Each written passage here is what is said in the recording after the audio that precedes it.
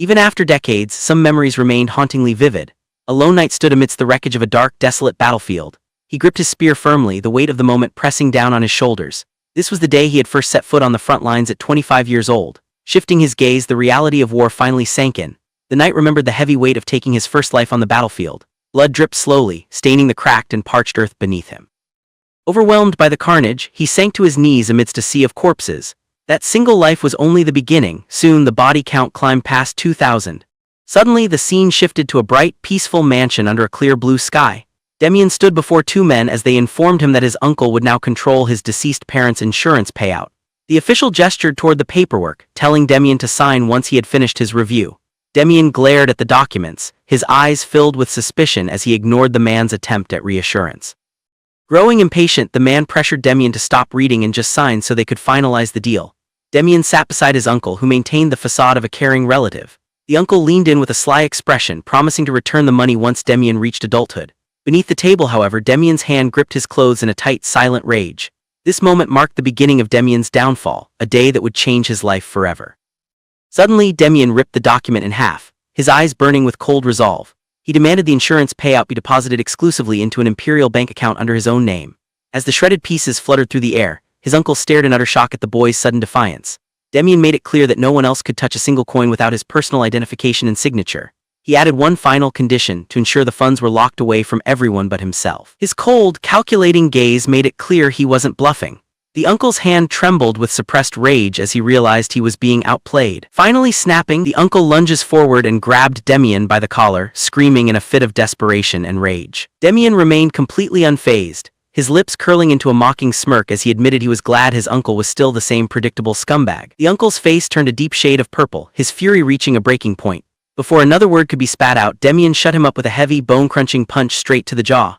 Demian's punch sent his uncle flying back, crashing violently into the office furniture. Demian stood over him, mocking his uncle for remaining the same predictable piece of trash. He then turned his cold, intimidating gaze toward the trembling clerk. Terrified and desperate to avoid the same fate, the clerk frantically agreed to add all of Demian's special terms immediately. Demian watched as the clerk handled the paperwork, reflecting on his original life. Back then, he was just a helpless 13-year-old with no way to fight back. A confident smirk crossed his face as he realized the advantage he now held. Having returned to the past, Demian was no longer a victim, he was the one in control. Under the glow of a full moon, Demian found himself deep within a silent, rocky canyon. Low, rhythmic sounds echoed against the stone walls, signaling an approaching presence. Gripping his spear tightly, Demian stood his ground, his eyes fixed on the shadows ahead. He remained perfectly still, his armor shimmering as he prepared for the coming encounter. Demian stood amidst a pool of blood, the heavy silence of the battlefield weighing on him. He cursed under his breath as the reality of the situation sank in. Gasping for air, Demian's face was caked in blood and grime, his strength nearly spent. He reflected on the mission, knowing from the start that it was a reckless operation. Demian questioned the impossible odds, wondering how a mere 100 soldiers were expected to wipe out a force of over 2,000. As a centurion of the Baroque Kingdom subjugation force, he stood battered and blood-soaked amidst the chaos. He gasped for air, his face caked in grime as the physical toll of the slaughter began to set in. Through the narrow slit of his helmet, Demian's bloodshot eye remained fixed on the next threat, his resolve refusing to break. Demian gasped for air as blood spilled onto the cold ground. He lay broken and defeated, his body finally giving out after the brutal slaughter. A gloved hand reached down, gently closing Demian's eyes as his life faded away. The mission was a success, but the cost of victory was far too high. Overcome with grief, the knight collapsed to his knees beside Demian's lifeless body. The knight gazed at the carnage, his heart heavy with the weight of his failure. He slammed his fist into the blood-soaked earth, cursing his own weakness. But his body was at its limit, and blood continued to pool around his feet as his strength faded. The knight's cracked helmet was soaked in blood as he felt his life slipping away. With a dull clang, the helmet fell and rolled across the cold, rocky ground. He stood battered and broken, gasping for air as blood poured from his many wounds. Covering his eyes, he wondered if his time had finally run out. The dying soldier stood amidst a sea of blood and broken armor, his mind racing with regret. He wondered how different his life would be if he had joined the military much earlier. Staring up at the cold, distant moon, he realized that starting his journey at 25 was far too late. Gritting his teeth through the agony, blood streaked across his face as he clung to a final, desperate wish. With his last breath, he prayed for just one more chance to redo it all and change his fate. The purple-haired soldier raised his spear high, imagining a life where he led his men to total victory. He lamented the lost potential, realizing he truly could have ruled the battlefield. But the dream vanished as reality set in and he coughed up a thick spray of blood. Clutching his wounds, he struggled to breathe as the darkness finally closed in. Darkness consumed his vision, leaving him with nothing but the memory of his final defeat. Suddenly he gasped for air, his hand clenching a soft bedsheet instead of a cold spear. He stared in disbelief, realizing he wasn't dead, he had been sent back to the past. The boy fumbled with his face, his eyes wide with shock as he realized he was back 17 years in the past. He stared at his small, unscarred hands, barely able to process the sight. He bolted upright and frantically pulled up his shirt to check his lower abdomen. He knew that for any warrior, the mana hole was the most critical foundation of their strength. The boy confirmed his mana hole was unharmed, unlike the broken foundation he had in his previous life. This second chance provided him with the opportunity to master mana from the very beginning. He remembered the sting of betrayal when his inheritance was stolen, leaving him homeless and alone. Without a guardian, he had spent his youth surviving on the crumbs of the city's back alleys. Chained and broken, he had labored as a common slave, dragging heavy carts through the shadows of his past. He remembered taking the fall for a gang executive, trading his freedom for a life behind bars. Prison was only the beginning of his nightmares. He was forcibly drafted and dragged onto the front lines. Bound and surrounded by soldiers, he had stood in the camp, convinced his life was finally over. But an unexpected turn of fate was about to change everything for someone like him. He collapsed onto the bed, finally finding a moment of peace. He thought back to his previous life where he somehow rose to the rank of centurion. Despite his status, death was unavoidable. His mind wandered to the harsh days of military service. Suddenly, a sharp creak echoed in the room and his eyes snapped open in alert. The young man sat up, his senses instantly on high alert. He realized an intruder was nearby. Reaching under the bedding, he drew a hidden dagger. Outside the room, a gloved hand slowly turned the door handle. The door creaked open as the intruder entered the dark room. Suddenly, the boy dropped from above. Catching the assassin completely off guard, he swung his dagger down with a fierce look in his eyes. The intruder was paralyzed with shock, unable to believe he had been outsmarted. The red-haired boy drove his blade deep into the intruder's thigh, drawing a pained scream. He pulled the weapon back, frustrated that the strike wasn't fatal. While one assassin writhed on the floor, his partner drew his blade in a blind rage. The second intruder lunged forward, aiming to kill the boy on the spot. The red-haired boy remained calm, tracking the incoming strike as the battle heated up. The masked assassin lunged forward, his face twisted in a murderous rage. He let out a guttural roar, swinging his dagger with lethal intent. The red-haired boy reacted instantly, his movements a blur of speed as he ducked under the strike. He narrowly avoided the blade, the metal whistling just inches above his head. The assassin's eyes widened in shock as his target vanished from his line of sight. The red-haired boy delivered a devastating strike to the assassin's gut. The impact was so powerful it forced the masked man to cough out blood in agony. Standing amidst the embers, the boy's gaze turned cold as his eyes ignited with a terrifying red glow. With a menacing stare, he loomed over his defeated foe. The two intruders lay broken on the floor, their pained groans filling the dark room. Demian didn't give them a second to breathe, grabbing one by the collar with a grip of iron. Holding his dagger close to the man's throat, he demanded to know if Perker was the one who sent them.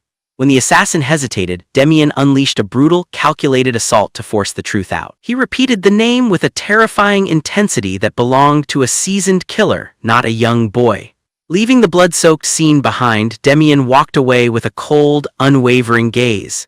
He reflected on the names involved, wondering if Muckman was the only other threat lurking in the shadows. Muckman loomed in the shadows, his presence casting a heavy chill over the room as he taunted his target. Demian froze as the name Muckman echoed in his mind, signaling a threat far greater than a common thug. He didn't hesitate, plunging his dagger into the assassin's back with cold, lethal precision. A dark realization dawned on Demian as he connected these events to the tragedies of his original timeline. His thoughts drifted back 17 years to the day his life first spiraled into darkness. In the memory, a young, helpless Demian was violently snatched off the streets by mysterious hooded men. He struggled and cried out in pain, but his captors were relentless and efficient. Demian reflected on how suspiciously fast they found him back then, realizing now that he was being hunted from the start. A heavy boot delivered a brutal kick, a painful echo of the torment Demian endured in his original life. He vividly remembered the chains and the back-breaking labor that defined his years as a slave. The pieces of the puzzle finally clicked as he envisioned Perker greedily clutching a pile of gold and pearls. Back in the present, Demian's blade descended with lethal precision, silencing the assassin once and for all. He stood over the bodies, his eyes glowing with a terrifying red light as the weight of the betrayal sank in. The realization that Perker sold him out for a few coins turned his shock into a cold, calculated rage. Meanwhile, a scarred man watched from the shadows, his face twisted into a sinister, satisfied smirk. Muckman charged across the room with blinding speed, his blade ready to strike. Demian stood his ground, watching the assassin's every move with cold, calculated precision. As Muckman lunged for the kill, Demian leaned back effortlessly, letting the blade whistle harmlessly past his face. Muckman's eyes widened in sheer disbelief as his lethal strike hit nothing but air. He couldn't comprehend how a mere boy just outmaneuvered a seasoned killer. Demian stared back with a calm, mocking expression, completely unfazed by the attempt on his life. He looked at the struggling assassin and wondered if Muckman was always this pathetic. Demian wove through a flurry of blades, his movements fluid and effortless. Muckman's frustration boiled over as his target slipped through his fingers again and again. "You little punk!" the assassin roared, lunging forward with a desperate strike. Demian remained calm, revealing that he possessed a unique ability born from his previous life of war. After surviving thousands of battles and countless brushes with death, his perception had evolved. He could now see through the chaos of combat, reading his opponent's every intention. The instant Muckman prepared to strike, Demian analyzed the direction of his gaze and the way his feet planted. He tracked the exact angle of the waist's twist and the subtle tension in the shoulders. To Demian, these lethal movements were completely transparent and easy to predict. Demian read the trajectory of the blade with ease, seeing the strike before it even began. Muckman's eyes bulged with fury as his frustration reached a boiling point. "You little rat," he bellowed, putting everything into one final desperate swing. Demian remained unfazed, marveling at the man's shamelessness as he slipped under the guard. A sickening squelch echoed through the room as Demian plunged his dagger into Muckman's chest. Muckman choked on his own breath, his strength vanishing as his sword fell and clattered against the floor. Demian held his ground as Muckman's sword clattered to the floor, the assassin's strength quickly fading. Muckman's face twisted in a mask of pure rage, unable to accept that he was being humiliated. "You little," he screamed, his voice filled with a desperate, impotent fury. He collapsed to his knees, gasping for air as the pain from his wounds finally caught up to him. Muckman stared at his trembling hand, his mind racing to make sense of the situation. No matter how he looked at it, he was being dismantled by a boy who should be completely defenseless. Demian didn't hesitate, delivering another swift strike that sent a fresh spray of blood into the air. Muckman grunted in agony, his eyes wide with a growing sense of terror. He looked up at Demian, his mind reeling as he realized he was truly at the mercy of a 13-year-old. Demian loomed over his foe, his eyes burning with a terrifying red glow. He mocked Muckman, asking if he was confused about how a mere boy could block his every move. Demian explained that it wasn't magic. He simply read the subtle shifts in Muckman's posture to predict every strike before it even happened. Muckman's face was a mask of sweat and terror, unable to wrap his head around such a ridiculous claim.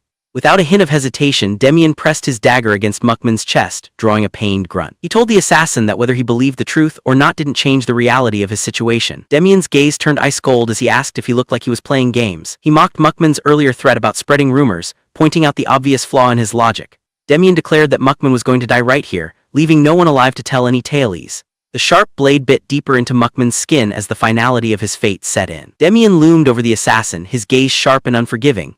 He cut straight to the point, asking if Perker was the one who sent him. Muckman stared back in silence, completely overwhelmed by the boy's presence. Demian issued a cold ultimatum, promising a lifetime of pain if he didn't get an honest answer. Muckman broke out in a cold sweat, terrified by the sheer killing intent coming from an 8-year-old. Demian stared him down, his red eyes burning through the shadows with predatory focus. Desperate to survive, Muckman finally stammered out a confession, confirming that Perker was the one who hired him. He admitted the original plan was to leave Demian on the brink of death. Demian stood over the broken man, his expression turning cold and satisfied. He ended the interrogation, having secured the exact confirmation he needed to make his next move. Muckman's eyes widened in shock as a lethal blade flashed across his vision. A clean, swift cut sliced through his throat before he could even let out a sound. Muckman collapsed to the floor, desperately clutching his neck as blood spilled through his fingers. He gasped for air, his life fading away in the cold silence of the room. Demian turned his back on the dying man, his expression cold and detached. He knew that even though he was leaving, he couldn't afford to leave any loose ends behind. Demian looked back with a sharp, calculating gaze, resolved to finish what he started. He was determined to clean up this mess properly before moving on to his next objective. As he headed for the exit, Demian reflected on the hard-earned wisdom from his 30 years of life. He knew the best strategy was to avoid making enemies whenever possible. A spray of blood hit the door as Demian finished the job with ruthless efficiency. He realized that if someone chose to be his enemy, there was only one way to deal with them. Demian left Muckman's lifeless body behind, blood pooling on the floor. His philosophy was clear. When an enemy was made, they must be crushed completely. Under the night sky, a secluded mansion stood silent. A hooded mercenary checked his pocket watch, certain the job was almost finished. Inside the office, Demian's uncle seethed with hatred, waiting for the boy to be brought in. The mercenary reassured the uncle that Demian would be caught whether he walked in or was dragged. The assassin smirked, realizing the uncle must have made a massive deal to hire him for such a simple task. Demian's uncle slammed his fist onto the desk, his face still swollen and bruised from the boy's punch. He seethed with a murderous hatred, cursing Demian for the humiliation he had suffered. The mercenary stood calmly in the shadows, watching the uncle wallow in his pain. He reminded the old man to stay patient and warned him not to even think about cutting his pay for being late. A sudden knock at the door echoed through the quiet office. Both men froze, their attention snapping toward the entrance. The mercenary moved toward the door with a confident stride, knowing his target had finally arrived. The uncle watched with a mix of fear and anticipation. The uncle suppressed his urge to kill Demian on the spot, knowing the insurance payout was the priority. He forced himself to play the long game until the contract was signed. A dark, twisted expression took over the uncle's face as he imagined his revenge. He vowed that once the money was in his hands, he would tear Demian apart limb from limb. Herker peered through the door, his eyes narrowing as he sensed something was off. He kicked the door open with a violent bang, ready to strike. The uncle cowered at his desk, letting out a pathetic yelp as the assassin entered. Herker scanned the room and realized his partner had already been taken down. Suddenly, Demian strode into the office, gripping his spear with cold confidence. Herker looked the boy up and down, confirming his identity as the target. Demian didn't flinch, instead directing a mocking, "Yeah, Dolmani," toward his uncle. The assassin was momentarily confused by the strange nickname. Demian continued the insult, calling his uncle a pig who only knew how to follow orders. The mockery was so sharp that Herker broke into a fit of laughter. Infuriated and still nursing his bruised face, the uncle snapped at Herker to get back to the job. Herker demanded triple the original fee, leaving the uncle stuttering in complete disbelief. Gripping his spear, Herker explained that the price hike was only fair since they had already suffered heavy losses. Fresh blood dripped from the tip of his weapon, a grim reminder of the violence that just occurred. Demian stood his ground, spear in hand, as he prepared to face the assassin head-on. Herker looked at the boy, realizing that Demian was an unexpected variable he never planned for. The uncle stammered in shock, unable to believe the assassin was demanding triple the fee. Herker began to sheath his sword, coldly threatening to walk away if he wasn't paid. The uncle reached out in a panic, desperately begging the mercenary to stay. Herker glanced back at Demian, who stood ready for battle with his spear. Demian's aura turned dark and suffocating, his eyes glowing with a terrifying bloodlust. The uncle let out a pathetic shriek, realizing he was a dead man without Herker's help. Terrified for his life, the uncle frantically agreed to the new price. Herker let out a satisfied smirk as the negotiations came to a close. Herker looked down at his fallen comrades with a cold, detached expression. He dismissed their deaths as a mere business expense, showing no remorse for his men. Demian stared back, his eyes glowing with a deep-seated hatred for the mercenaries. He was fueled by the memories of his past life, where these men caused him nothing but agony. A vision of his former self being beaten in a dark alley flashed through his mind. He recalled the devastating moment his mana core was shattered, ruining his future before it even began. Demian's grip tightened on his spear as he vowed never to let such a tragedy happen again. He offered no explanations, telling Herker to simply prepare for his end. Herker lunged forward in a rage, refusing to be looked down upon by a mere child. Demian met the attack head-on, his movements precise and lethal. A silver streak cut through the air as Demian's spear found its mark. Blood sprayed as the first strike of the real battle connected. Demian realized Herker was aiming for his legs, confirming the assassin was far more skilled than a common thug. Metal rang against metal as Demian and Herker exchanged a flurry of strikes in the mansion hallway. Herker pressed the attack, his blade whistling through the air with lethal intent. Demian stayed composed, waiting for the exact moment Herker raised his guard to protect his face. The trap was set and Demian lunged forward with a strike meant to end the fight. A sickening spray of blood erupted as the spear hit its target with bone-shattering force. Herker lunged forward, aiming his blade at Demian's thigh to cripple him. Demian tracked the movement with a sharp, focused gaze, refusing to be caught off guard. Thinking he had the upper hand, Herker switched his momentum for what he called his real strike. Herker's eyes widened in sheer disbelief as his lethal blade sliced through nothing but empty air. Demian effortlessly spun behind the assassin, his movements fluid and precise. He mocked Herker, revealing that he knew the right-hand attack was the true threat all along. Demian swung the blunt end of his spear with bone-shattering force, slamming it into Herker's back. The assassin let out a pained scream as the impact sent him reeling. Demian looked back with a cold, knowing gaze, telling Herker that he saw through the trick long ago. Herker's face contorted in a purple-hued rage as he ground his teeth, calling Demian a damn brat. Losing all composure, Herker lunged forward with a murderous roar, demanding the boy just die already. A sharp slicing sound echoed through the room as a spray of blood painted the walls. Herker's eyes bulged in sheer disbelief, the sudden realization of his defeat sinking in. He collapsed to the floor, hacking up thick pools of blood as his strength completely vanished. Demian stood over the broken man, his spear held firmly as he looked down with total indifference. He reflected that while Herker was stronger than someone like Monkman, he was still just back alley muscle at best. Demian's silhouette loomed in the dark room, radiating a terrifying aura that commanded the entire space. Frozen in fear, the uncle could barely stammer out Demian's name as he realized the monster he had unleashed. Dolmani cowered on the floor, his face battered and bruised as he desperately begged Demian for mercy.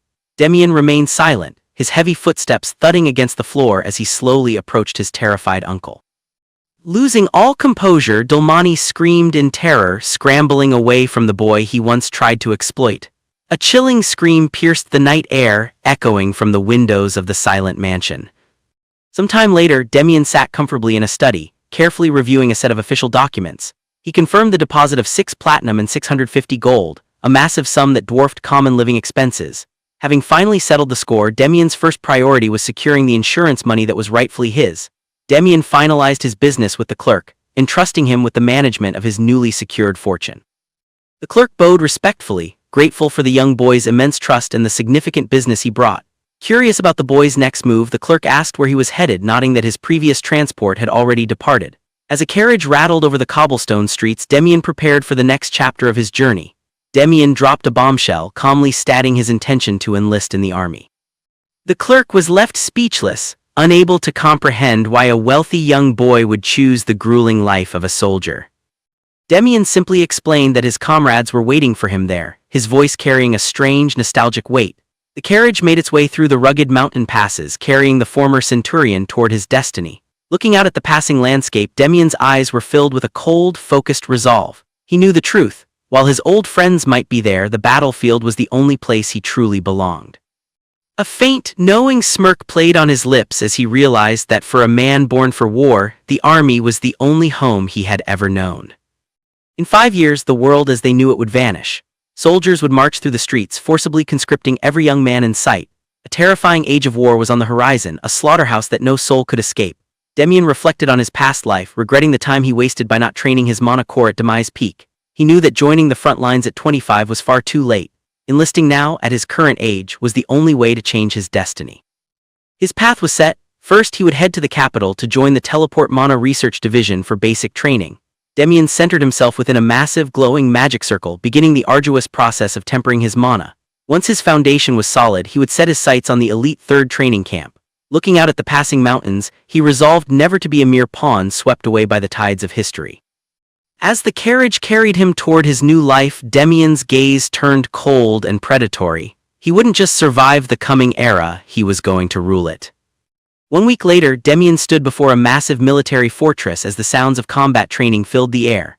A spear thrust exploded with incredible force, trailing a faint purple light as it struck home. Nearby recruits watched in disbelief, unable to understand how a kid who looked like a total brat could fight like a seasoned pro. Demian continued his relentless practice, every strike a reminder of the warrior he once was. He paused to inspect his hand, which was already bruised and bleeding from the sheer intensity of his training. Demian realized his current body was still far too soft, lacking the battle-hardened calluses of his previous life. An armored officer approached, asking if the boy was actually there to apply as a recruit. Without a moment's hesitation, Demian looked him in the eye and confirmed his intent to join. The armored officer was impressed by Demian's technique and asked where he learned such refined spear work. Demian kept a straight face, wondering if the man recognized the kingdom's #1 spear art. Despite its grandiose name, this style was actually the standard, most common drill used by every soldier in the kingdom. Demian lied, claiming the techniques were passed down to him by his late father. Feeling like he had overstepped, the officer quickly apologized for prying into a sensitive family matter. Demian reassured him, explaining that his father was proud of his military service and that he intended to follow that same path. The officer was so moved by Demian's dedication that he practically lost his mind, declaring him accepted on the spot. Demian was caught off guard by the sudden outburst, forcing the embarrassed officer to quickly backtrack. Trying to regain his composure, the officer cleared his throat and asked for the boy's name. Standing tall with his spear, the young warrior introduced himself as Demian. Demian hid his bloodied hand behind his back as the armored officer concluded their meeting. The officer offered a final word of encouragement before heading back up the stairs. Demian politely saw him off, maintaining his respectful facade until the man was out of sight. Suddenly, a faint purple glow began to pulse from Demian's abdomen. He clutched his stomach, his eyes widening as he felt a surge of raw power. A violent aura of mana erupted around him, swirling with intense energy. Demian's expression shifted to one of pure triumph as he realized his mana hole was finally active. With the power of mana back in his hands, the path to becoming the ultimate spearman had truly begun. Demian recalled a legendary technique from the future, the tempt mana cultivation method. It was a revolutionary training style that wouldn't even be invented for another 15 years. Created by a genius of the Temp family, it was known for having brutal requirements but being the most efficient method in existence. In his previous life, Demian's mana was suppressed, leaving him unable to use his true potential. Because he was desperate, he spent his days memorizing every detail of the Temp method, hoping for a miracle. Even his fellow soldiers had mocked him, wondering why their captain obsessed over a technique he could never actually use. The instructor's face contorted in shock as he bellowed at the recruits. Demian stood calmly, a concentrated orb of purple mana poolsing in his hand. He realized his secret training had finally paid off and the teasing he endured was a small price to pay. Now his focus shifted toward passing the upcoming entrance exam. Demian walked through the bustling camp, his eyes scanning the surroundings with a veteran's gaze. He remembered that a legendary warrior from his previous life once trained within these very walls. A vision of a blue-haired titan loomed in his mind as he wondered what the man was like before he became a legend. Finally, Demian arrived at the sprawling training field, where rows of recruits were already hard at work under the sun.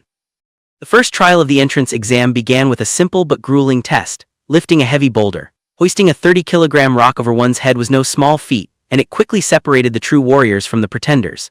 An applicant named Damien managed to heave the stone upward, earning a passing grade from the instructors. Demian watched the struggle with a calm smile, knowing his physical strength was far beyond the average recruit. Since he had already reached the first stage of manhwa, a simple weightlifting test was child's play for him. As the first test wrapped up, the surviving candidates gathered in the arena for their next assignment. The lead instructor bellowed out the details for the second phase of the exam. It was a long-distance run, a brutal test of stamina designed to break those who lacked the will to continue. Demian stood ready at the starting line, his eyes focused as he prepared to dominate the field once again. The head instructor bellowed the rules for the second trial, setting a grueling 90-minute time limit for the run. He clarified that while minor bumping was allowed, intentional attacks on other applicants would lead to immediate failure. Demian listened intently, realizing the instructors were on high alert for the tension brewing between the recruits.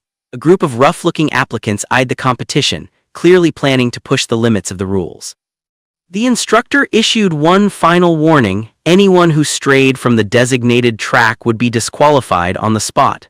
Demian didn't look intimidated. Instead, a confident smirk crossed his face as he anticipated the coming chaos.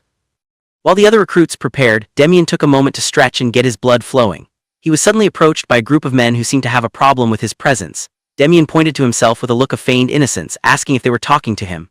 The leader of the group stepped forward, admitting he'd been keeping a close eye on Demian for quite some time.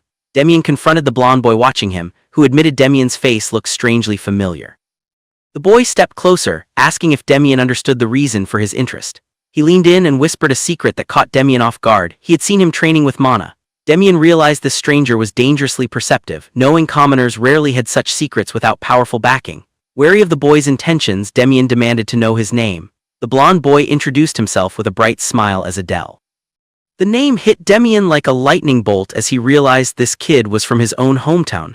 Memories of his past life flooded back, recalling Adele as a man who became a general and a count by the age of 30. Demian stared in awe, knowing he was standing face-to-face with a future living legend. Demian looked at Adele, realizing he was standing before the man destined to become the most successful commoner-born general in history. Adele admitted he'd been bored and offered a friendly hand, suggesting they both give this exam their absolute best. Demian didn't hesitate to accept the gesture, shaking hands with the boy who would one day become a living legend. He decided that as long as Adele was reaching out first, there was no reason to be anything but friendly. The moment of peace was short-lived as an instructor bellowed for everyone to get ready. Recruits scrambled into position, the weight of the upcoming trial pressing down on them. Suddenly the signal was given and the group bolted forward in a frantic, desperate sprint. Demian kept pace, nodding that the instructors weren't wasting any time getting straight to the heart of the exam. His brow furrowed in confusion as he watched the recruits ahead of him suddenly drop and begin crawling. Demian wondered what on earth they were doing until the true challenge came into view. Looming ahead of them was a massive, daunting obstacle known to all recruits as the Wall of Wailing. Demian and Adele stared up at the barrier, knowing that their success in the military hinged on getting through this grueling test. Adele suggested trailing the pack and waiting until the final moment to make their move. Demian admitted it was a decent plan, but decided to take a far more aggressive path. He declared he would be the one to smash through the formation personally. With a burst of manhwa, Demian rocketed forward, leaving a stunned Adele in the dust. Adele could only watch in disbelief as his partner transformed into a blur of speed. Nearby, a group of recruits decided to pace themselves, believing the final 10 minutes were all that mattered. They stuck to their slow and steady rhythm, unaware of the threat closing in. One recruit heard a heavy, rhythmic thumping and glanced back in confusion. His eyes widened in terror as he saw Demian charging toward him like a complete lunatic. Two senior recruits noticed the commotion and smirked at Demian's reckless display. They prepared to intercept him, intending to give the overeager rookie a proper scare. The instructor with the bandana prepared for impact, confident that his steel shoulders would stop any recruit in their tracks. He decided to hold back, not wanting to accidentally crush the boy with his superior strength. But as Demian reached him, the expected collision never happened. Demian used the instructor's own body as a springboard, vaulting over him with a burst of incredible speed. The instructor was left staring at the sky in total shock, unable to process how he was just completely outmaneuvered.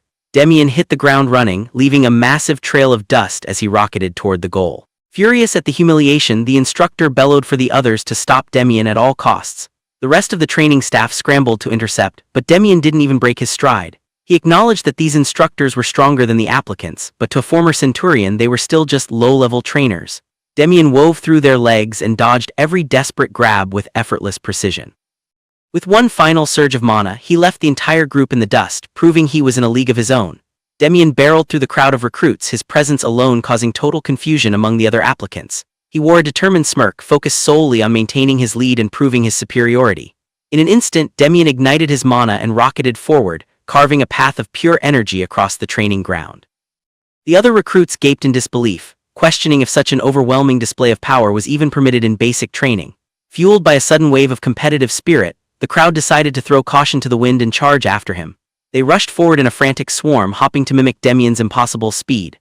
The reckless charge quickly turned into a disaster as the recruits collided with one another, filling the air with screams of agony. From a nearby vantage point, two instructors watched the chaotic scene with growing amusement.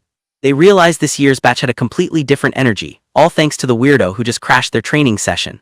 High above the training grounds, the instructors watched the recruits struggle. One suggested sending more help, but the lead instructor told him to leave them be. Instructor Raymond joined the group, worried that ignoring the chaos might make the exam look rigged. The lead instructor shut him down, insisting that Demian's dominance was a result of his own skill and nothing else. As Demian blurred across the field, Raymond realized the boy was a massive variable they never expected. The other recruits scrambled to follow, their movements completely dictated by Demian's overwhelming pace. The instructors knew that on a battlefield, the person at the front was the one who inspired everyone else. A vision of a legendary knight appeared, representing the fire Demian had ignited within the ranks. Demian gasped for air, his face drenched in sweat as he pushed through a grueling 300-lap run. He counted his progress, determined to finish the final stretch of his current set. A blonde recruit pulled up alongside him, surprised to see Demian still moving with such intensity. The boy asked if Demian intentionally planned to use mana to survive the physical hell of the training. Demian played it cool, acting as if he didn't understand the question. Behind them, the field was littered with recruits who had collapsed from total exhaustion. The blonde recruit admitted that without their mana, they'd be face down in the dirt like everyone else. Demian offered a sharp, knowing smirk, confident in his choice to use every advantage he had. He told the boy that any warrior would be a fool not to play the cards they were dealt. The blonde recruit laughed, finding Demian's blunt honesty and skill truly intriguing. Demian returned the compliment, acknowledging the other boys' own impressive stamina. Their boots hit the ground in perfect rhythm as they kicked off again, leaving the broken recruits far behind. The instructor stammered in disbelief, unable to process the incredible display he just witnessed from the two young recruits. Demian pulled at his sweat-drenched collar, his body exhausted but his resolve completely unshaken. The silence of the field was broken by a thunderous shout, confirming that both Demian and his rival had officially passed the grueling test. Inside a grand office, a powerful commander inquired about the talented new recruit at the training camp. His subordinate confirmed that Instructor Raymond sent word regarding a remarkable 13-year-old named Demian. The commander reflected on how rare it was for the picky Raymond to find someone so interesting. He admitted his curiosity was growing as he leaned into the light, his scarred hand resting on the desk. With a cold, calculating look, he asked for the boy's name one more time. At the military fortress, the results of the entrance exam sparked a wave of intense emotions. Recruits screamed in frustration and collapsed in tears as they realized they had failed the grueling test. In the middle of the crowd, one applicant asked another how his evaluation went. Adele threw his hands up in a joyous shout, officially passing the exam alongside Demian. Demian watched the crowd celebrate their enlistment, noting how different this was from the terrifying forced drafts of his past. He realized that for now, the world was still enjoying a fragile moment of peace. Adele called out to him, his face beaming with excitement as he approached his new friend. He congratulated Demian, officially declaring them comrades in arms. Demian was surprised to learn that Adele passed as well, but Adele was even more impressed by Demian's performance. Adele pointed out the official list, where Demian's name sat proudly at the very top of the rankings. Demian stared at the document, only just noticing that he outperformed every other recruit. Adele hoped they could look out for one another, even if their military paths eventually diverged. Demian agreed, sharing a quiet moment of mutual respect before they headed out. As they walked, Adele asked about Demian's plans for the week before they had to report for duty. Demian's expression hardened as he revealed he had several important matters to attend to.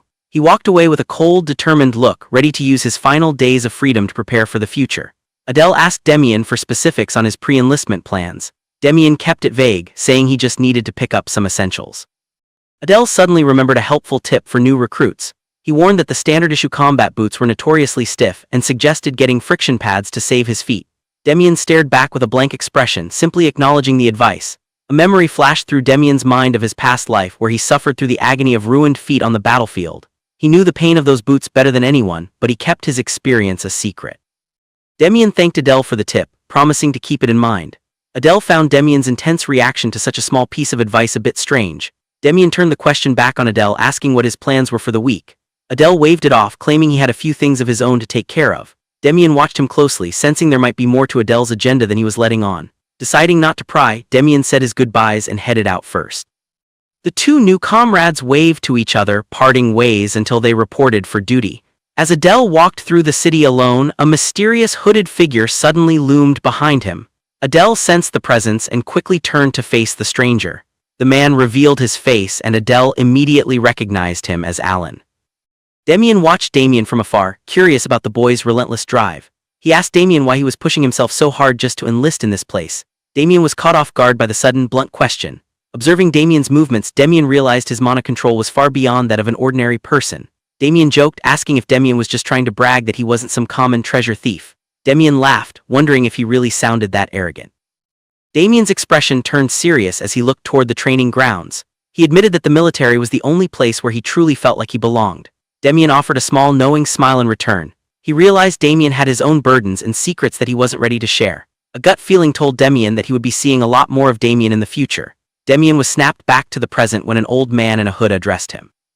He dismissed his wandering thoughts and told the man it was time to go. The two walked through the quiet, sun-drenched courtyard of the fortress. The hooded man reported that everything had been prepared as requested. Demian addressed the man as Alan, his gaze turning sharp and focused. He sternly reminded Alan not to use the title Young Master in places like this.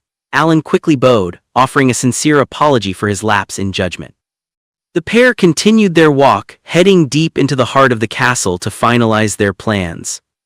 Demian walked through the vibrant, bustling streets of the city, looking at the familiar sights. He reflected on how little he knew about the world and the coming darkness during his first life. At a nearby stall, a customer and a vendor argued heatedly over the price of basic goods. Demian watched the exchange, feeling a deep sense of frustration that nothing in this place had changed. In a shadowed alleyway, a desperate man begged for just a small discount on a meal.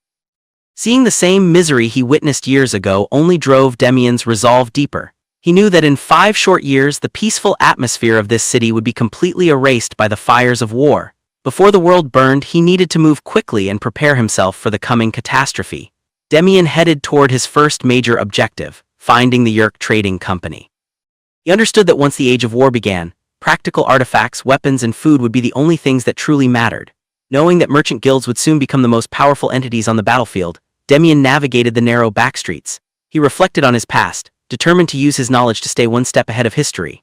The Yerk Trading Company reigned as the wealthiest merchant guild on the entire continent, its influence reaching even the most desolate battlefields. In a dusty military outpost, a scout rushed toward his commander with urgent news. He reported that the long-awaited relief supplies had finally arrived at the camp. Demian looked toward the horizon as a line of heavily guarded wagons rolled into view. The sight of the Yerk Company's banner sparked immediate chatter among the weary soldiers. One recruit grumbled about the merchant's immense wealth, feeling bitter about risking his life while they profited. Demian stepped in, reminding the disgruntled soldier that their very survival depended on the food and weapons these traders provided. Caught off guard by the captain's presence, the soldier quickly backtracked, admitting his comments were born out of pure jealousy. Workers began unloading heavy sacks of grain and supplies from the back of the wagons. Demian acknowledged that despite their riches, the company's consistent charity work was a vital lifeline for the army. He gave the order for everyone to collect their rations, sending a wave of relief through the hungry ranks. As the men scrambled to eat, Demian watched them with a focused gaze, knowing how much they relied on this support to stay in the fight. A scout approached Demian, pointing toward the arriving supply wagons. He identified the figure in the distance as the leader of the legendary Yerk Trading Company. Demian narrowed his eyes, surprised to see such a high-ranking figure personally overseeing a delivery to the front lines. The merchant stood tall in a distinctive white robe, his youthful face carrying an air of annoying confidence. The scene shifted to the bustling streets of the capital, where Demian was now operating in secret. He reflected on the trading company's activities, realizing their consistent charity work was a key clue to their identity. Demian began to narrow down the potential candidates from the city's 40 major guilds. His veteran instincts told him only about 7 companies had the resources to fund such massive operations. He decided to focus his investigation on the wealthiest organizations first, knowing charity at this scale was a luxury only the elite could afford. As the sun set over the horizon, Demian prepared to dive deeper into the city's shadows to find the truth. Demian stood before a massive wooden door, letting out a heavy sigh as he realized this was his final lead. He pushed the door open and cautiously asked if anyone was inside. An employee approached and asked what business brought a young boy to their office. Demian bowed politely, knowing this was his last chance to find the person he was looking for. He claimed he was here to support their charity work through an investment. The man found the boy's mindset impressive and chuckled at his ambition. Demian noticed the man's reaction was lukewarm, but he remained focused on his goal. The man introduced himself as Yerk, the head of the Hamel Trading Company. Demian froze, the name echoing in his mind with a sudden weight. He realized he might have finally tracked down the target of his search. Demian introduced himself, his expression calm despite the internal shock. Yerk welcomed him and suggested they sit down to discuss the details. Once they were settled, Demian prepared to ask a very personal and potentially rude question. He leaned in and asked Yerk if he happened to have a son. Yerk stared back in complete confusion, caught off guard by the unexpected inquiry. Yerk laughed heartily, clarifying that he only had one foolish little daughter. Demian was stunned, his mind racing as he processed the unexpected news. He looked away, frustrated that he might have hit another dead end in his search. Suddenly the door burst open and a cheerful voice called out to Yerk. Demian's eye widened in shock as he caught sight of the person entering the room. A blonde girl in a white hooded cloak stepped into the light. Demian stared in total disbelief, realizing that Yerk's daughter was exactly who he was looking for. He suspected the legendary merchant he knew in his past life was actually a woman in disguise all along. He wondered how she managed to inherit the massive company while keeping her true identity a secret. Dissel brought the conversation back to business, asking exactly how much he intended to invest in their charity. She explained that their project allocation depended entirely on the size of his contribution. Without a hint of hesitation, Demian offered an initial investment of 300 gold. He coolly mentioned that he planned to invest even more if the initial partnership proved successful. The staggering amount left both Dissel and Yerk completely paralyzed with shock. Gasping for air, the merchant asked if the boy was truly serious about handing over such a massive fortune. Yerk Hamel realized this wasn't a simple donation and asked Demian what he expected to gain in return. Demian revealed his true goal. He wanted to hold a portion of the Hamel company's shares. He expected a direct cut of the profits as a return on his investment. Yerk was stunned by the boy's boldness, wondering how a child could make such a high-stakes move. Suspicion crept in and Yerk asked where a boy his age got that kind of money. Demian kept a calm face and told him not to worry, claiming it was just his late parents' inheritance. Yerk immediately backed down, feeling he was out of line for prying into such a personal matter. Demian reassured him that the question was perfectly understandable. They agreed to hold a formal meeting later to discuss the specifics of the company shares. As Demian left, Yerk stood in a daze, his mind racing. His daughter Dissel noticed his strange behavior and asked what was wrong. Yerk stared into the distance, unable to shake the feeling that he just met someone truly extraordinary. Yerk Hamel couldn't hide his amazement as he reflected on his meeting with Demian. He noted that despite being only 13, the boy possessed a piercing gaze that was anything but ordinary. As they walked through the hallway, Yerk sighed, wishing Demian were just 5 years older. He playfully suggested that the boy would have been a perfect match for his daughter, Dissel. Dissel exploded in a flustered rage, her face turning bright red as she screamed at her father in embarrassment. Yerk just laughed it off, teasingly asking if she preferred younger men instead as they headed outside. Following the successful negotiation with the Hamel Company, the weeks flew by in a blur. The day finally arrived for Demian to report for his official military duty. Standing before the massive gate, he took a deep breath, ready to face his new reality. Demian looked up at the vast blue sky, feeling the weight of this fresh start. He reflected on his previous life, which ended in failure and regret. Reaching out toward the horizon, he vowed that this time, the outcome would be entirely different. He wasn't just here to survive the coming war, he was here to dominate it. Demian clenched his fist, his eyes burning with a resolve that defied his young age. He vowed to be the one who devoured the empire, all for the sake of saving it from the coming darkness. Demian stepped into the barracks, double-checking his assignment to the 1st platoon of the 3rd Company. He scanned the room, hoping to find a friendly face in this sea of strangers. He realized that Adele must have been placed in a different unit, leaving him on his own for now. While he hoped they'd be grouped together, Demian knew he had to stay focused on the path ahead. He tossed his gear onto a bunk, letting out a frustrated sigh at the missed opportunity to have an ally nearby. Suddenly, a boisterous voice rang out, catching him completely off guard. Demian turned toward the entrance to find a massive, imposing man standing before the recruits. This was Brian, the captain of the 1st platoon, and he was ready to whip these new soldiers into shape. Brian wasted no time asserting his authority, raising a hand to signal the start of a strict inspection. He demanded that everyone hand over their personal belongings, specifically targeting any smuggled food or drinks. Brian loomed over the recruits, demanding they hand over any forbidden items like alcohol or cigarettes. He clenched his fist with a menacing grin, warning them that getting caught hiding anything would lead to a very painful lesson. One recruit nervously stepped forward, admitting he brought cigarettes out of habit despite quitting. Another recruit foolishly mentioned that a shopkeeper promised the alcohol wouldn't be an issue. Demian watched the scene with total disdain, thinking they were complete idiots for being so sloppy with their smuggling. Brian barked an order for everyone to empty their bags immediately. Brian moved to Demian's bunk and sifted through his meager belongings. Finding nothing suspicious, he admitted there was nothing special to find here. Brian stopped and took a closer look at Demian, noting just how young the boy appeared. When Brian asked for his age, Demian calmly revealed that he was only 13 years old. Brian froze in pure shock, unable to believe a child had joined the front lines. Nearby, a group of older recruits scoffed at the news, lamenting that the world must be ending if the army was taking in brats. One of the bullies mocked Demian, asking if he thought military life was going to be an easy ride. Demian turned his head, meeting the man's gaze with a cold, silent stare. The bully snapped, demanding to know what the punk was glaring at. Demian closed his eyes, choosing to ignore the bully for now to maintain his composure.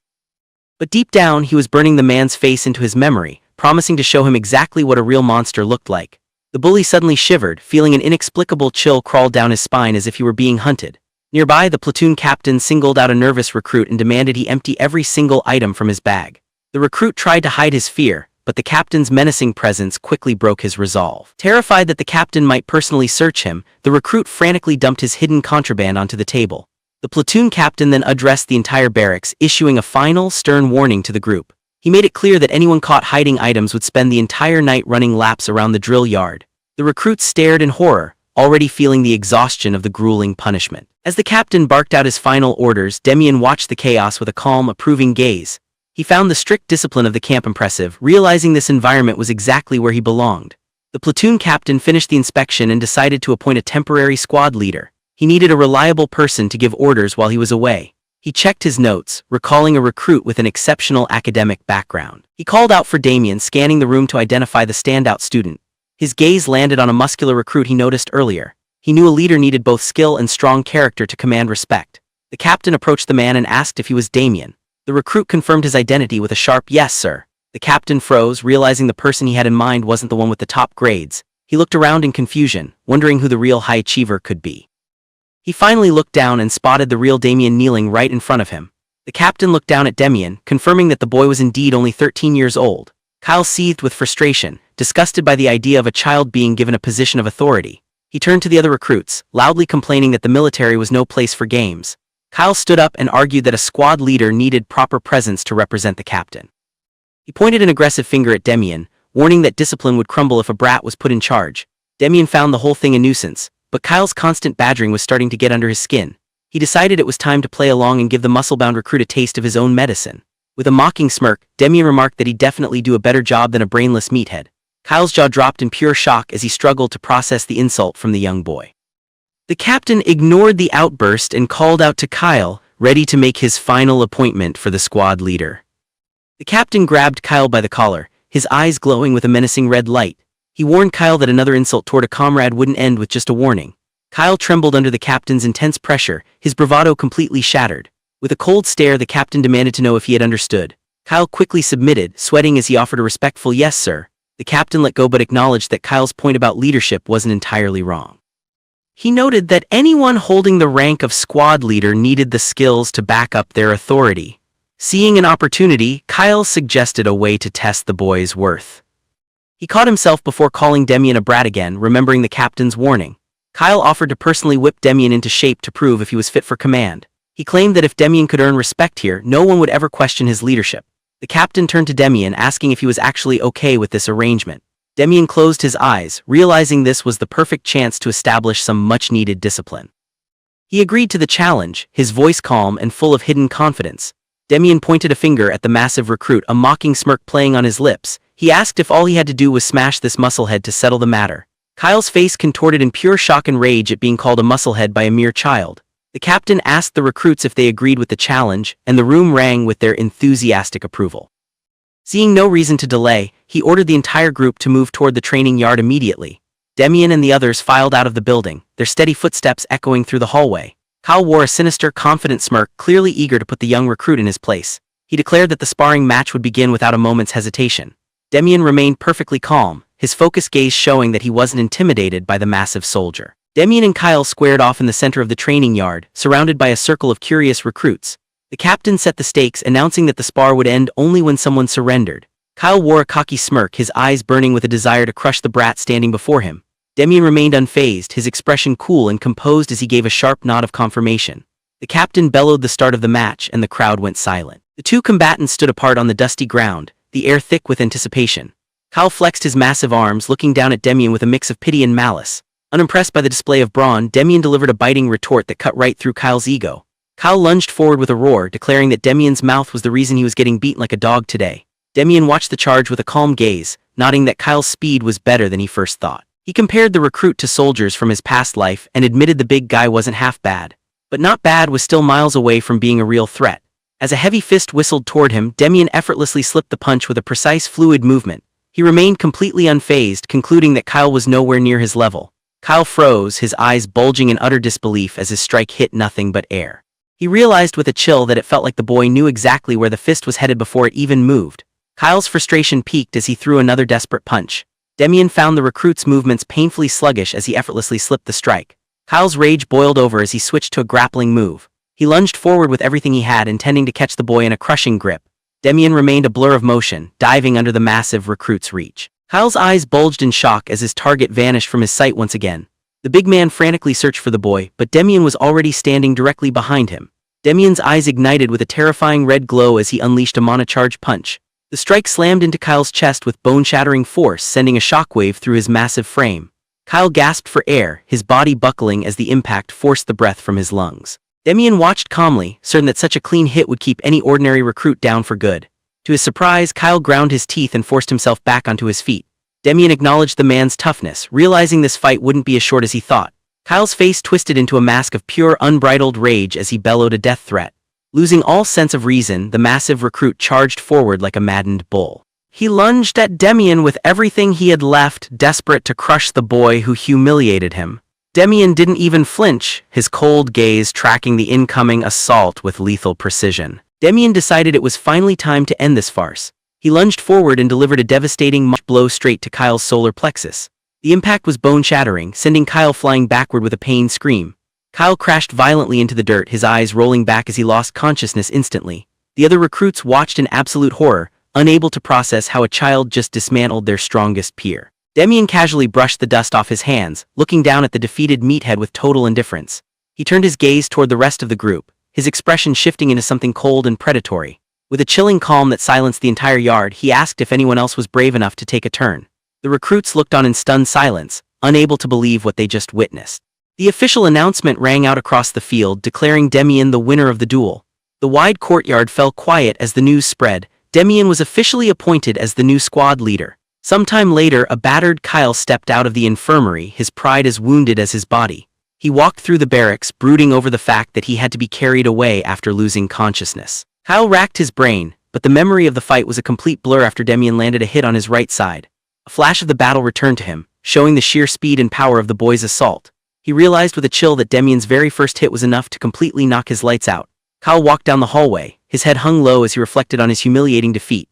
He couldn't believe he was taken down so easily, ending up flat on his back despite his confidence. Pushed open the door to the barracks, catching the attention of the other recruits. Kyle marched through the room with a heavy, purposeful stride. One recruit panicked, fearing another fight was about to break out and send Kyle straight back to the infirmary. Kyle stopped right behind Demian and called out his name. Demian turned around, looking back with a confused expression. Without warning, Kyle dropped to his knees with a heavy thud, shocking everyone in the room. He kept his head bowed, loudly admitting that he was beat. With a look of pure determination, Kyle declared that from this moment on, Demian was his captain. Demian stood frozen in disbelief, completely caught off guard by the sudden show of loyalty. Demian stared down at the kneeling Kyle, wondering if the earlier fight scrambled the man's brain. Kyle looked up with a serious expression, acknowledging that Demian was the strongest person he had ever fought. He declared that showing respect to a powerful warrior was only natural. With a deep bow, Kyle formally asked to serve Demian as his captain. Demian was surprised, realizing that the man he thought was just a thug actually had a strong sense of honor. He rejected the fancy title, telling Kyle to just call him Demian instead. Demian offered a friendly hand, signaling a fresh start between the two. Kyle firmly gripped it, eager to follow his new leader into whatever came next. A week had passed since the barracks showdown, and the recruits were currently enduring a brutal training regimen. Demian pushed through the exhaustion, his mind focused as the days blurred together under the weight of constant drills. The instructor finally called for an end to the session, but he singled out Demian for a private meeting. Surprised by the sudden command, Demian followed the officer, wondering what could be so urgent after a long day of training. They arrived at the administration office, and Demian's curiosity grew as he tried to guess the reason for the summons. As the doors opened, he found several other recruits already standing at attention inside.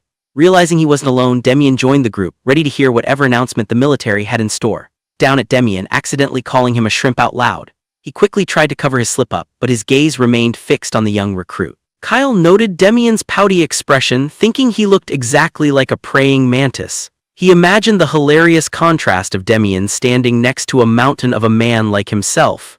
Demian caught him staring and asked what he was looking at. He fired back with a sharp jab about Kyle's slitted eyes, wondering just how far they could stretch. Kyle's face turned a deep shade of red as the surrounding recruits burst into laughter. Before he could lunge at the boy, Captain Brian's booming voice silenced the entire room. The captain stood tall, demanding to know why they were making such a scene in the barracks. Kyle was forced to swallow his pride, but he shot a final, venomous glare at Demian. Demian ignored the threat entirely, his expression bored as the tension slowly dissipated. Captain Brian gathered the squad leaders to announce an upcoming inter-platoon group battle. He explained that this event would serve as a critical mid-term check for every unit. Brian ordered the leaders to return to their units and prepare them for the challenge ahead. The squad leaders, including Demian, offered a unified salute before being dismissed. As the group dispersed, Kyle stopped Demian in the hallway with a menacing look. Kyle loomed over the boy with a clenched fist, warning him to start reading the room before things got ugly. Demian remained completely unfazed, meeting the bully's gaze with a cold and steady stare. He retorted that Kyle was the one being rude, pointing out that being a squad leader didn't give him the right to mouth off. A fellow recruit approached Demian as he walked through the hallway, recognizing him immediately. Demian stopped, suspicious of how a stranger could possibly know his name. The recruit revealed that Adele had been singing his praises, telling everyone how Demian ranked first in the practical exam. Gerard, the leader of the 3rd platoon, stopped Demian in the hallway to issue a formal challenge. He wore a confident smirk, eager to see if the top-ranked recruit could live up to the hype during the group battle. Demian remained completely unfazed, accepting the challenge with a cool and steady resolve. As the confrontation settled, Demian's expression shifted into a sharp, predatory focus. His eyes ignited with a cold intensity, proving that he was already mentally preparing to dominate the upcoming competition. Brian commanded the room's attention, silencing the chatter within the barracks. Demian stepped inside, immediately becoming the focus of his squad's curiosity. Kyle called out to him, eager to hear what news the young leader had brought back from the captain's office. Demian didn't waste a second, revealing that a major event was scheduled for exactly 1 week from now. He informed the group that they would be facing off against the other platoons in a massive high-stakes group battle. Demian visualized the upcoming clash, where massive shield walls would collide on the dusty battlefield. "And he started, his voice filled with absolute conviction. He hoisted a red flag high above his head, his eyes burning with the resolve of a seasoned commander. "Are taking first place, no matter what," he declared, instantly igniting a fire in the hearts of his comrades. Demian leaned in, his hands locked together as he delivered a final, crucial instruction. He reminded his team that among the 3 enemy forces they'd face, they needed to pinpoint their objective. Demian spread his arms wide, a confident smile on his face as he revealed their primary target. He declared that they weren't just going to win, they were going to completely demolish the 4th platoon.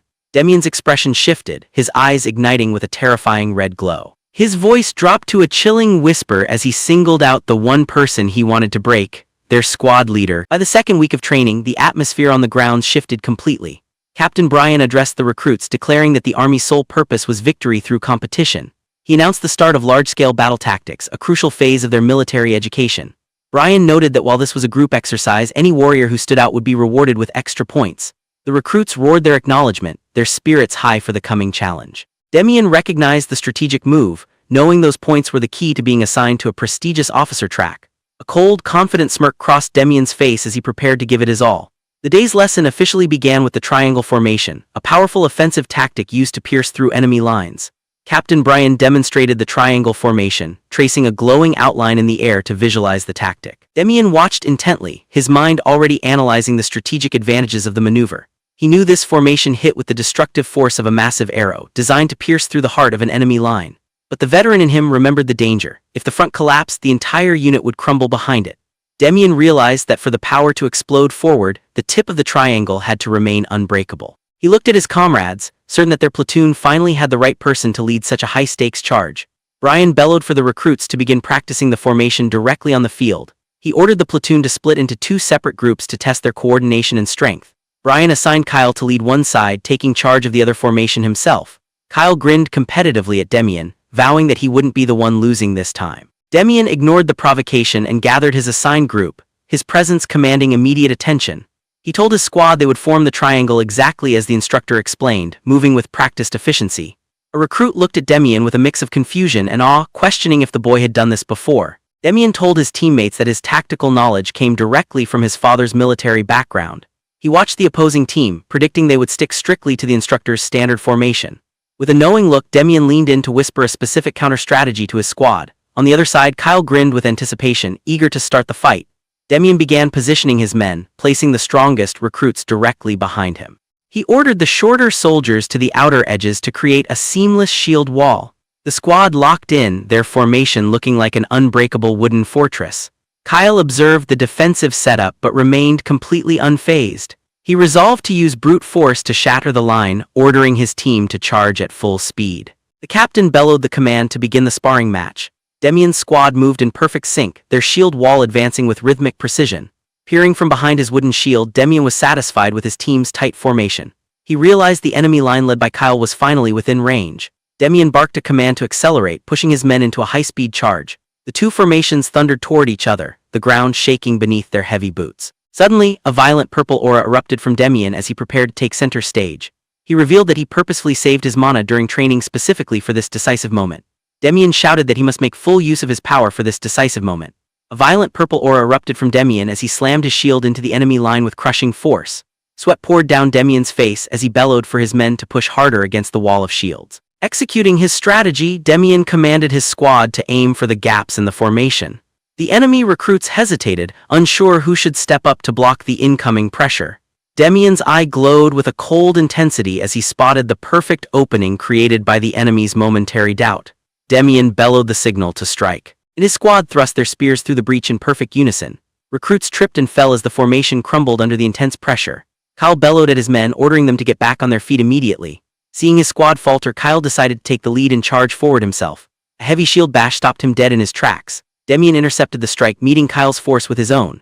Demian stared him down, asking if he'd already forgotten who his real opponent was. Kyle ground his teeth in a fit of rage, demanding that Demian get out of his way. Demian stared up from behind his shield and asked Kyle if he wanted him to move. Kyle was caught completely off guard by the boy's calm tone. "Sure," Demian replied, his eyes narrowing with intent. Before Kyle could even blink, Demian exploded forward with a powerful strike. The impact sent the massive recruit flying through the air in a state of pure shock. Demian looked down at the fallen soldier, acknowledging his impressive size. He told Kyle that raw strength was useless if he didn't learn how to use it smartly. From a distance, an instructor watched the exchange with a calculating gaze. He realized that Demian was proving to be even more impressive than the rumors suggested. The instructor noted that while Demian's physical stats weren't anything insane, his technique was on another level. He found it hard to believe that someone this skilled was just another recruit. The instructor brought the training session to a halt, declaring a decisive victory for Demian's squad. Kyle approached Demian with a respectful handshake, though he was already smirking and promising to win their next rematch. Intrigued by the defeat, Kyle asked Demian to break down the specific strategy he used to exploit the opening in their line. He even suggested using that same clever tactic to their advantage in the upcoming interplatoon battle. As the sun set over the camp, other recruits watched from a distance, realizing that Demian's reputation was growing rapidly. Demian walked away from the training grounds, pausing to look back at his comrades with a quiet sense of pride. He reflected on the incredible transformation of his men, who once fled from hard work but were now training late on their own initiative. Seeing them review their mistakes and sharpen their skills proved that the unit's spirit had finally been ignited. Demian watched his squad train with a satisfied smirk, confident that the upcoming group match would be an easy victory. From the shadows, a rival recruit mocked the idea of a little brat being the leader of the 4th platoon. Demian paused his training, sensing the hostile eyes of the strangers watching him from a distance. A brown-haired bully sneered at Demian, mocking him for acting high and mighty while leading the drills. He laughed openly, questioning if the soldiers following a child were simply stupid. Insulted on their leader's behalf, a bald squadmate stepped forward, his face twisted in rage as he confronted the trash talkers. The rival recruit didn't back down, doubling down on the insult and calling the 4th platoon's level pathetic. A new rival leader intervened, telling his men to ignore the weaklings and move on. He shot a condescending look toward Demian's team, claiming the real problem was the idiots who were foolish enough to follow him. Demian watched the rival soldiers with a look of pure boredom, thinking they were the type who practically begged for a beating. He decided not to rise to their bait, knowing he'd have his chance to crush them in the upcoming group battle. Demian turned to lead the 1st platoon back to the barracks, but a sudden aggressive shout stopped him in his tracks. He looked back, his eyes narrowing as the 4th platoon recruits continued to hurl insults. The rival soldiers screamed that they'd settle the score during the battle, telling Demian's men to be ready to get wrecked. Kyle led his men away, hurling a final threat for the Slanties to be ready to die. A squad mate approached Demian, confirming that these were the 4th platoon members he mentioned earlier. Demian watched them go, his expression turning cold and predatory as he prepared to demolish Kyle's squad. Demian confirmed that the loudmouths from earlier were indeed the 4th platoon. Kyle and his squad were boiling with rage, vowing to absolutely stomp the 1st platoon in the upcoming match. Brian seized the moment, ordering his men to cancel their break and continue training until they dropped. As the sun set, the recruits pushed through the exhaustion, fueled by a collective desire to tear their rivals apart. Demian watched his comrades, surprised to see them treating this like a personal vendetta. He realized that this intense drive was forging a stronger unit than he ever expected. A satisfied smirk played on Demian's lips as he concluded that this turn of events wasn't so bad. Late into the night, a lone figure remained in the office, preparing for the clash that would decide the camp's hierarchy. Company Commander Morris looked over his reports, asking head instructor Rabin if any of the new recruits showed promise. Rabin admitted there were a few decent candidates, but one in particular had caught his eye. Morris noted that the boy looked remarkably young and asked what made him so special. Rabin explained that while it was hard to be certain, the recruit seemed to already know how to handle mana. Morris was surprised, questioning if the boy had a secret family background. Rabin confirmed there was nothing obvious in his records. Morris reflected on the fact that most who enlisted were simple commoners. He knew that mana cultivation techniques cost a fortune, making such power an unknown mystery to the average person. Morris reviewed the military records, noting that Demian lost both his parents before enlisting. He looked at the profile of Adele, finding his background equally ordinary. The files seemed almost too clean, making Morris suspect that Demian's ordinary life was just a carefully crafted facade. Morris asked about a recent incident between the platoons while Rabin stood at attention. Rabin confirmed that the conflict was sparked by Demian. Rabin explained that because Demian was so young for a squad leader, he immediately faced friction from other platoons. However, the men of the 1st platoon didn't take the insults lying down. They grew furious on Demian's behalf, shouting and hurling insults back at anyone who dared to look down on their commander. Demian stood calmly in the background, watching as the conflict turned his ragtag group into a truly united front. Morris considered the report, intrigued that the veteran soldiers had already fully accepted a 13-year-old as their leader. Rabin confirmed the report, standing tall before Demian. Rabin perfectly composed, resting a finger against his temple with his eyes closed. He coldly dismissed the worry, stating that if they failed, it simply proved they weren't worth much to begin with. Outside, the recruits of the 1st platoon scrambled into position under a blood-red sky. They gripped their shields and spears tightly, preparing for the brutal clash that Demian had orchestrated. Demian dismissed any concern for the recruits' well-being with cold indifference. He believed that if their unity shattered under pressure, they were never truly valuable to begin with. With a ruthless resolve, he ordered the training intensity for the 1st and 4th platoons to be cranked to the absolute maximum. A sinister smirk spread across Demian's face as he loomed in the shadows. His eyes ignited with a terrifying red glow, revealing the seasoned killer lurking behind his youthful appearance. A cold shiver ran down Kyle's spine, his eyes wide with a fear he couldn't quite explain. The atmosphere turned heavy, leaving the soldiers gasping for air under the weight of the intense pressure. Even as they struggled to understand the source of their goosebumps, the training hell continued. The recruits of the 1st platoon lounged in their bunks, exhausted and complaining about the sudden surge in training. They'd heard that only their unit and the rival 4th platoon were being singled out for these grueling extra drills. Out on the field, the soldiers were pushed to their breaking points, forced to crawl through the dirt under low-hanging barbed wire. One recruit ground his teeth, wondering if all this suffering was just punishment for their recent scuffle with the other platoon. Back in the barracks, a concerned squadmate turned to Demian, asking if this sudden spike in intensity made any sense. Demian remained quiet, his mind racing as he reflected on the specific choice of crawling drills. Demian closed his eyes, a knowing expression crossing his face as he realized the true purpose behind the instructor's harsh methods. He understood exactly what they were trying to forge within the ranks through this shared misery. Knowing they had no choice but to endure, Demian stood up with a calm resolve. He told his men that regardless of their feelings, they had a duty to follow through. Demian headed for the door, leaving his confused teammates behind with a sharp reminder that they weren't there to play games. The recruits watched him go, stunned by the cold authority radiating from their 13-year-old leader. Demian stood before his squad, explaining that while the crawling drills were brutal, they were the key to building unmatched stamina. He looked at them with a sharp gaze, asking if they truly grasped the importance of this training.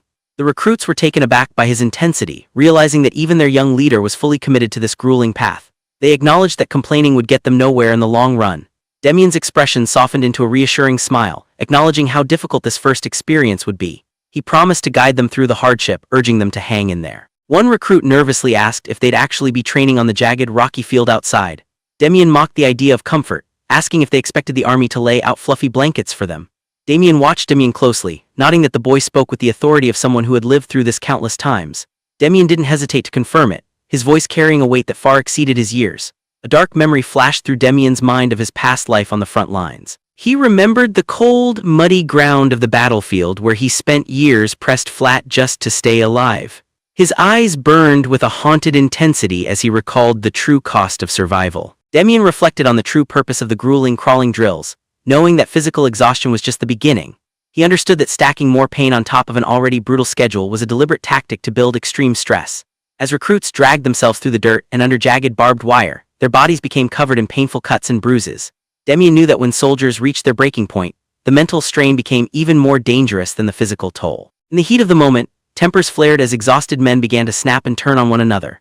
Back in the quiet of the barracks, Demian realized he couldn't just sit back and let the instructor's psychological game play out. He crouched by his bunk with a focused resolve, determined to give his men the edge they desperately needed to stay united. Demian suddenly ordered the squad to pull out the standard-issue socks they received from supply.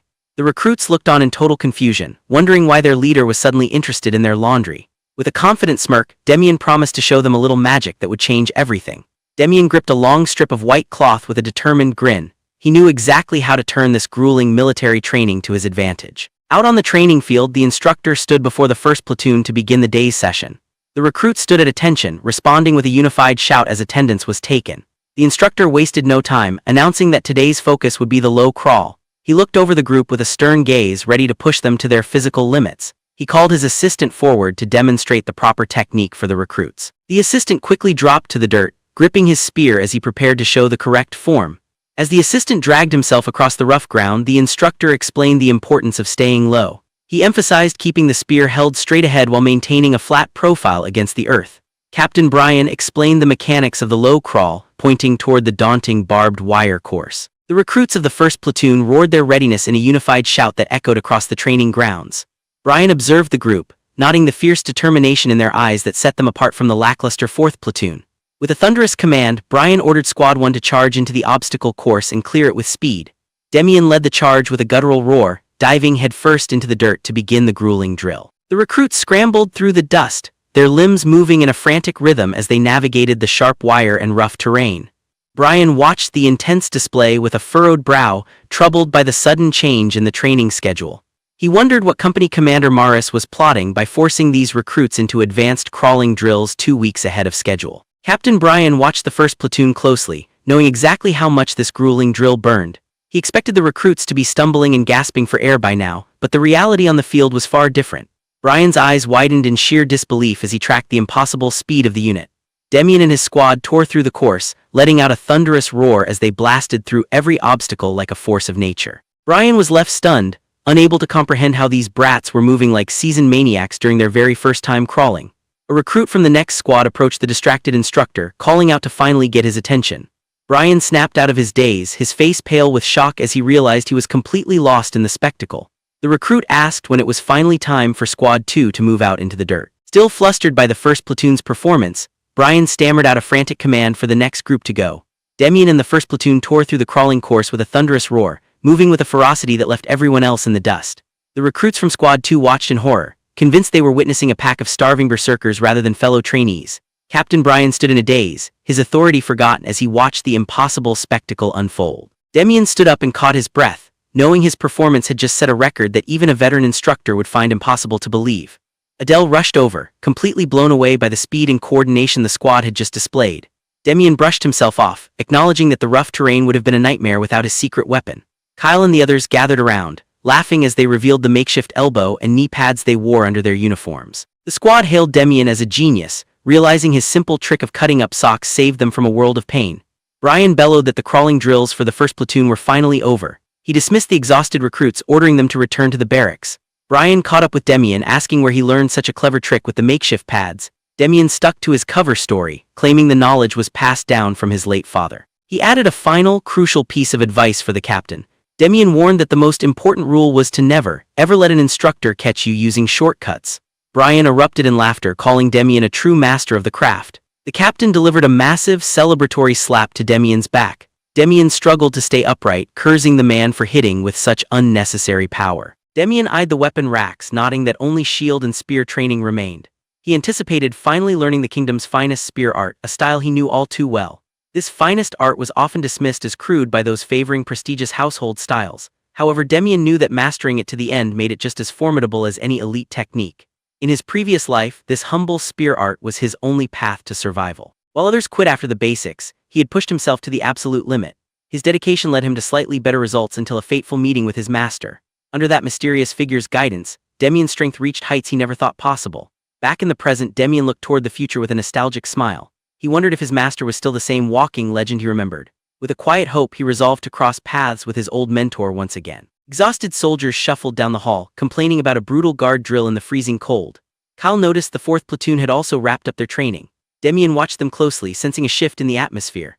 A rival squad leader bellowed at his exhausted men, demanding to know why they were groaning. Demian and Kyle stopped in their tracks, drawn to the commotion. The rival leader snapped his head around, his eyes narrowing as he heard a comment from the crowd. Recruits from the 1st platoon whispered insults, mocking the leader for acting like he owned the place just because of his rank. A black-haired recruit noted the suffocating tension building between the two groups. He wondered if the mood would be even worse if they weren't wearing their protective pads. The 1st platoon recruits walked away laughing, grateful that Demian's idea to use pads saved them from the worst of the training. Kyle watched them from the shadows, his face twisted in a bitter scowl as he listened to their jokes. Nearby, the 4th platoon recruits were at their breaking point, unable to fathom how the others stayed so calm through the same hell. They were convinced Demian used a cheap trick to make the grueling crawling drills easier for his squad. Kyle's fury boiled over as he clenched his fist until it shook with pure hatred. With the platoon tournament just days away, he vowed to utterly crush his rivals and seize first place.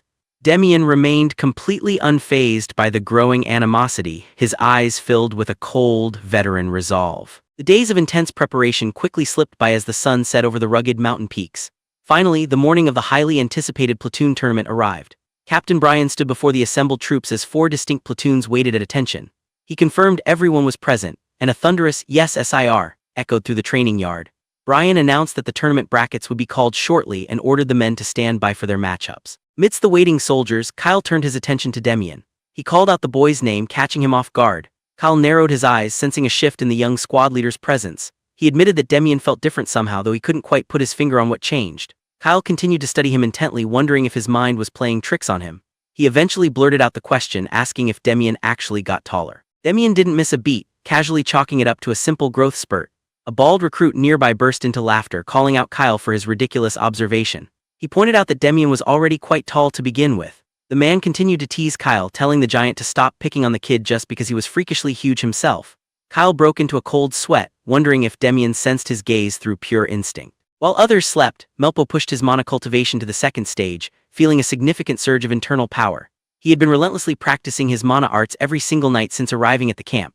Back in the present, Demian broke the silence and called out to the massive recruit. With a look of intense focus, Demian declared his goal. He wanted their platoon to win the upcoming tournament by landslide. The stakes were revealed as the glowing armory came into view. The top 5 soldiers in the competition would earn the ultimate reward, the right to choose any weapon or armor they desired. Demian knew most recruits would settle for standard C-rank weapons with basic enchantments, but he wasn't interested in common gear. He recalled a secret from his past life about a legendary item hidden right here in the 3rd training camp. It was a ring with a special ability that rivaled the power of a high-level skill book. As purple mana swirled around him, Demian realized this persistent effect item was the real prize. To get his hands on it, his platoon had to dominate the tournament and take first place overall. He clenched his fist, knowing a mana-integrated artifact like this would change everything for his future. Kyle looked down at the young leader, asking if he really thought they could pull off such an impossible victory. Demian just smirked, his eyes burning with a cold confidence as he promised to win it all. Brian clapped his hands to gather the squad's attention.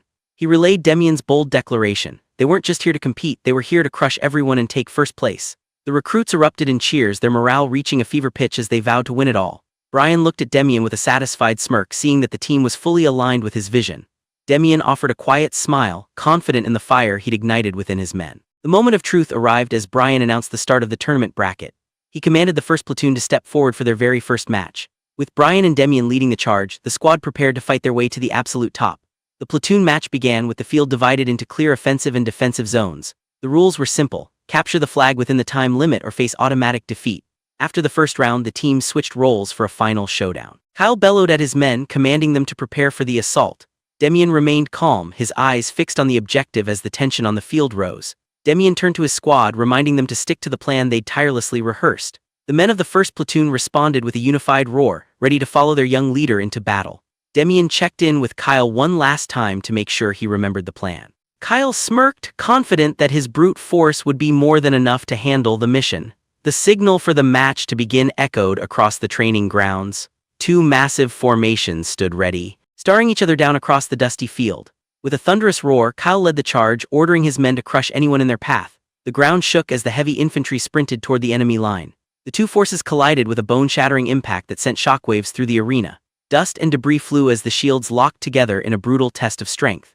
The enemy line buckled as they struggled to keep their formation from breaking. An opposing soldier stared in disbelief as his strike bounced off the first platoon's defense. It felt like he was ramming into a solid stone wall instead of a group of recruits. Observers watched from the sidelines as the second platoon launched the opening assault. They noted with surprise that the first platoon's formation remained completely immovable despite the pressure. To the onlookers, it looked like Demian's unit was trapped in a desperate, purely defensive stance. Suddenly, a sharp command to counterattack rang out across the field. Kyle's eyes widened in shock as the first platoon shifted instantly from defense to a powerful forward surge. Panic spread through the second platoon as they realized their offensive was being violently repelled. One attacker strained against the crushing weight of the counterpush, his face a mask of pure desperation. Behind the shields, the first platoon soldiers gritted their teeth and held firm, refusing to give an inch. The second platoon leader bellowed in a fit of rage, unable to understand how his offensive was being dismantled by a turtling defense. Kyle charged forward with a roar, determined to show his true worth in this battle. He unleashed a monstrous shoulder ram, sending his opponent flying back with a violent crash. The enemy recruits were paralyzed with fear, unable to comprehend a human who fought with such raw, shieldless power. Demian spotted the opening and bellowed for Kyle to regroup at his side. With the formation locked, Demian commanded his men to push straight through the heart of the enemy line. The first platoon advanced like a single, crushing machine, the rhythmic thud of their shields signaling the end for their opponents. An enemy soldier broke out in a cold sweat, desperate to understand how Demian's squad was so perfectly synchronized. He realized with a sinking heart that despite having the same amount of practice, they were being dismantled by a force they couldn't hope to match. Demian spotted a critical weakness in the enemy defense and let out a thunderous command. He ordered the first platoon to launch a full-scale charge, seizing the momentum of the battle. The recruits moved with terrifying precision, slamming into the enemy ranks like a tidal wave of steel. Watching from the sidelines, a rival captain was left speechless by the display and asked Brian if he put the boys through secret extra training. Brian stared at the field in disbelief, admitting he was just as shocked as everyone else by their performance. He realized that recruits who had only finished basic drills shouldn't be capable of such complex results. To his eyes, the first platoon was fighting on par with elite soldiers who had undergone years of advanced training. Brian watched the carnage unfold, knowing exactly who was responsible for this impossible evolution. He looked toward the front line, acknowledging that this miracle was all thanks to the young boy leading them. Demian didn't let up for a second, barking orders to exploit a fresh gap in the enemy's flank. He led the final push, determined to completely shatter the second platoon's formation and secure a total victory. The countless hours of extra drills and Demian's relentless corrections were finally bearing fruit on the battlefield. First platoon moved with a level of synchronization that left their opponents reeling. Behind a wall of sturdy shields, the recruits shouted reminders to stay focused and execute Demian's tactics perfectly. Captain Brian watched the spectacle with a proud smirk, his earlier doubts about Demian's age completely forgotten. He realized the boy had produced these incredible results through sheer talent and leadership. A sudden signal cut through the chaos, and Kyle tensed up as the order to advance was given. He prepared for the next phase of the assault, his eyes fixed on the objective. On the other side of the field, a massive, intimidating recruit scanned the ranks with a predatory grin, searching for the young commander. Kyle locked onto his target, a predatory grin splitting his face. The soldiers of the first platoon huddled behind their shields, sensing the sudden shift in the air. Panic spread through the opposing ranks as they scrambled to intercept a sudden threat. The soldiers screamed in desperation, prioritizing defense over everything else as they realized they were being targeted. A heavy boot slammed into the earth, signaling a relentless and unstoppable advance. Demian barked out orders, forcing his squad to tighten their formation and group up.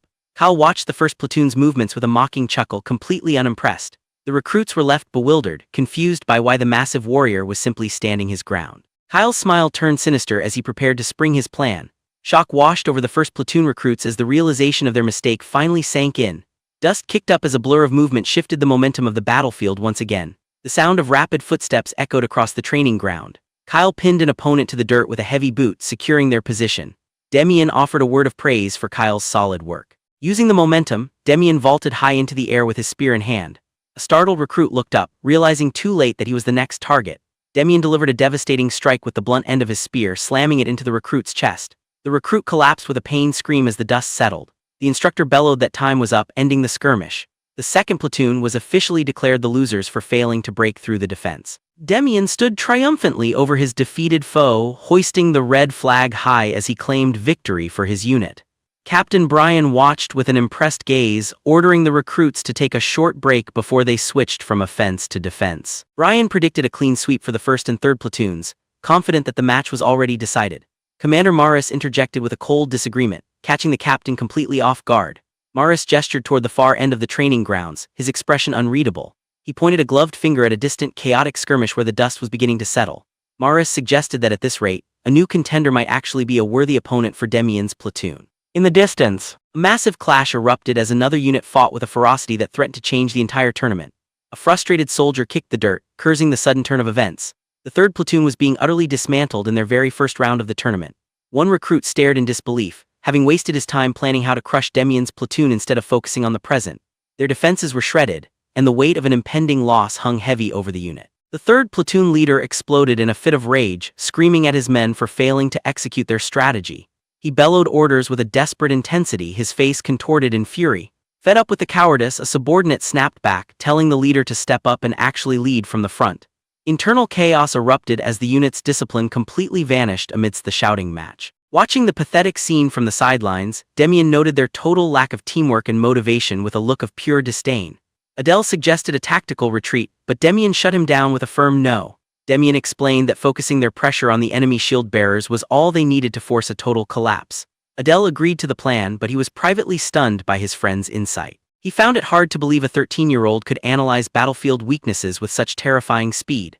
Having only known him for 2 weeks, Adele realized Demian's background must be anything but ordinary. Demian stood ready with his spear, his veteran-like aura making it clear he belonged on the front lines. Adele took charge on the field, echoing the strategy and ordering his men to target the shield bearers. He bellowed for the unit to maintain their formation and keep holding their ground at all costs. The clash of shields rang out as the 4th platoon began to lose their patience. One of the rival recruits screamed in frustration, demanding that Demian's unit stop playing for time and just fight like men. Demian watched the enemy line with a cold, analytical gaze, nodding that their stamina and morale were already completely shot. He realized his strategy was working perfectly, waiting for the exact moment the 4th platoon finally snapped under the pressure. The rival soldiers were at their breaking point, their bodies trembling and sweat pouring down their faces as they struggled to stay upright. Sensing the shift in momentum, Demian's eyes ignited with focus as he spotted a fatal gap in the enemy's defense. He bellowed a command for the 3rd platoon to strike, and his men responded with a thunderous war cry. 2 units collided with a bone-shaking impact, the force of the charge threatening to tear the battlefield apart.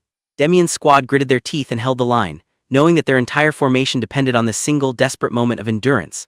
A comrade screamed Adele's name as the pressure of the tournament reached a breaking point. Adele didn't hesitate, sprinting toward the enemy line with his spear held firm. With a sharp grunt, he leaped onto the wall of shields and used it as a springboard. He vaulted high into the air, soaring over the heads of the stunned recruits. In midair, Adele remained eerily calm as a violent surge of mana began to swirl around his body. Adele descended like a meteor, his spear channeling a massive burst of blue energy. The impact was devastating, sending the opposing recruits flying as the ground shattered beneath his feet. Kyle watched the carnage in disbelief, his face contorted with rage and frustration. He bellowed at his squad, unable to comprehend how they were being completely dismantled. Kyle's heart sank as he realized the gap between his team and the top-tier competition was a chasm they could not cross.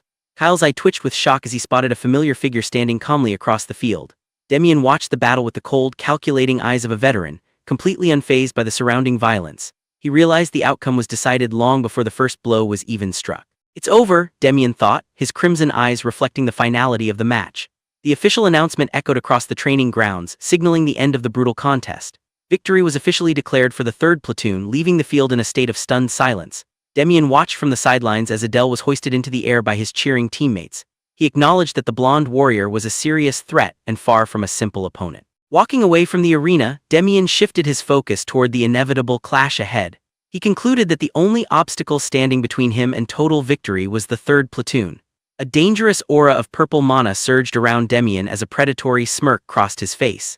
He relished the thought of a real challenge, silently promising to meet Adele in the tournament finals. Break time is officially over. The commander orders all platoons to assemble at the training grounds immediately. Demian's teammate warns him that the upcoming match against the 4th platoon is their opponent's last desperate stand. But these guys aren't worried at all, absolutely hyped to smash some faces and take the win. Kyle is ready to throw hands, but his leader has already claimed the main target. He sizes up the exhausted opponents, nodding their teamwork is a complete mess. With a sinister grin, he promises to crush them faster and more decisively than ever. The squad is absolutely hyped, eager to watch the upcoming beatdown. These cocky small fries think they have the upper hand, screaming for payback. But our Demian is completely locked in, ready to end this in a flash. His squad is totally hyped and ready to roll, shouting their agreement to strike. The red flag army stands in perfect formation, ready to crush anyone in their path. On the other side, the blue flag unit locks shields, determined to hold the line. The signal blares to begin sparring, and our MC smirks while his opponent looks absolutely stressed. The command echoes and both armies charge head-on to start this massive sparring showdown. The two armies march forward, their heavy stomps echoing across the entire battlefield. Looking closely, he realizes the enemy's line is way sloppier than expected and ripe for a total wipeout. Grinning with pure confidence, he clenches his fist, ready to deliver a flawless, absolute victory.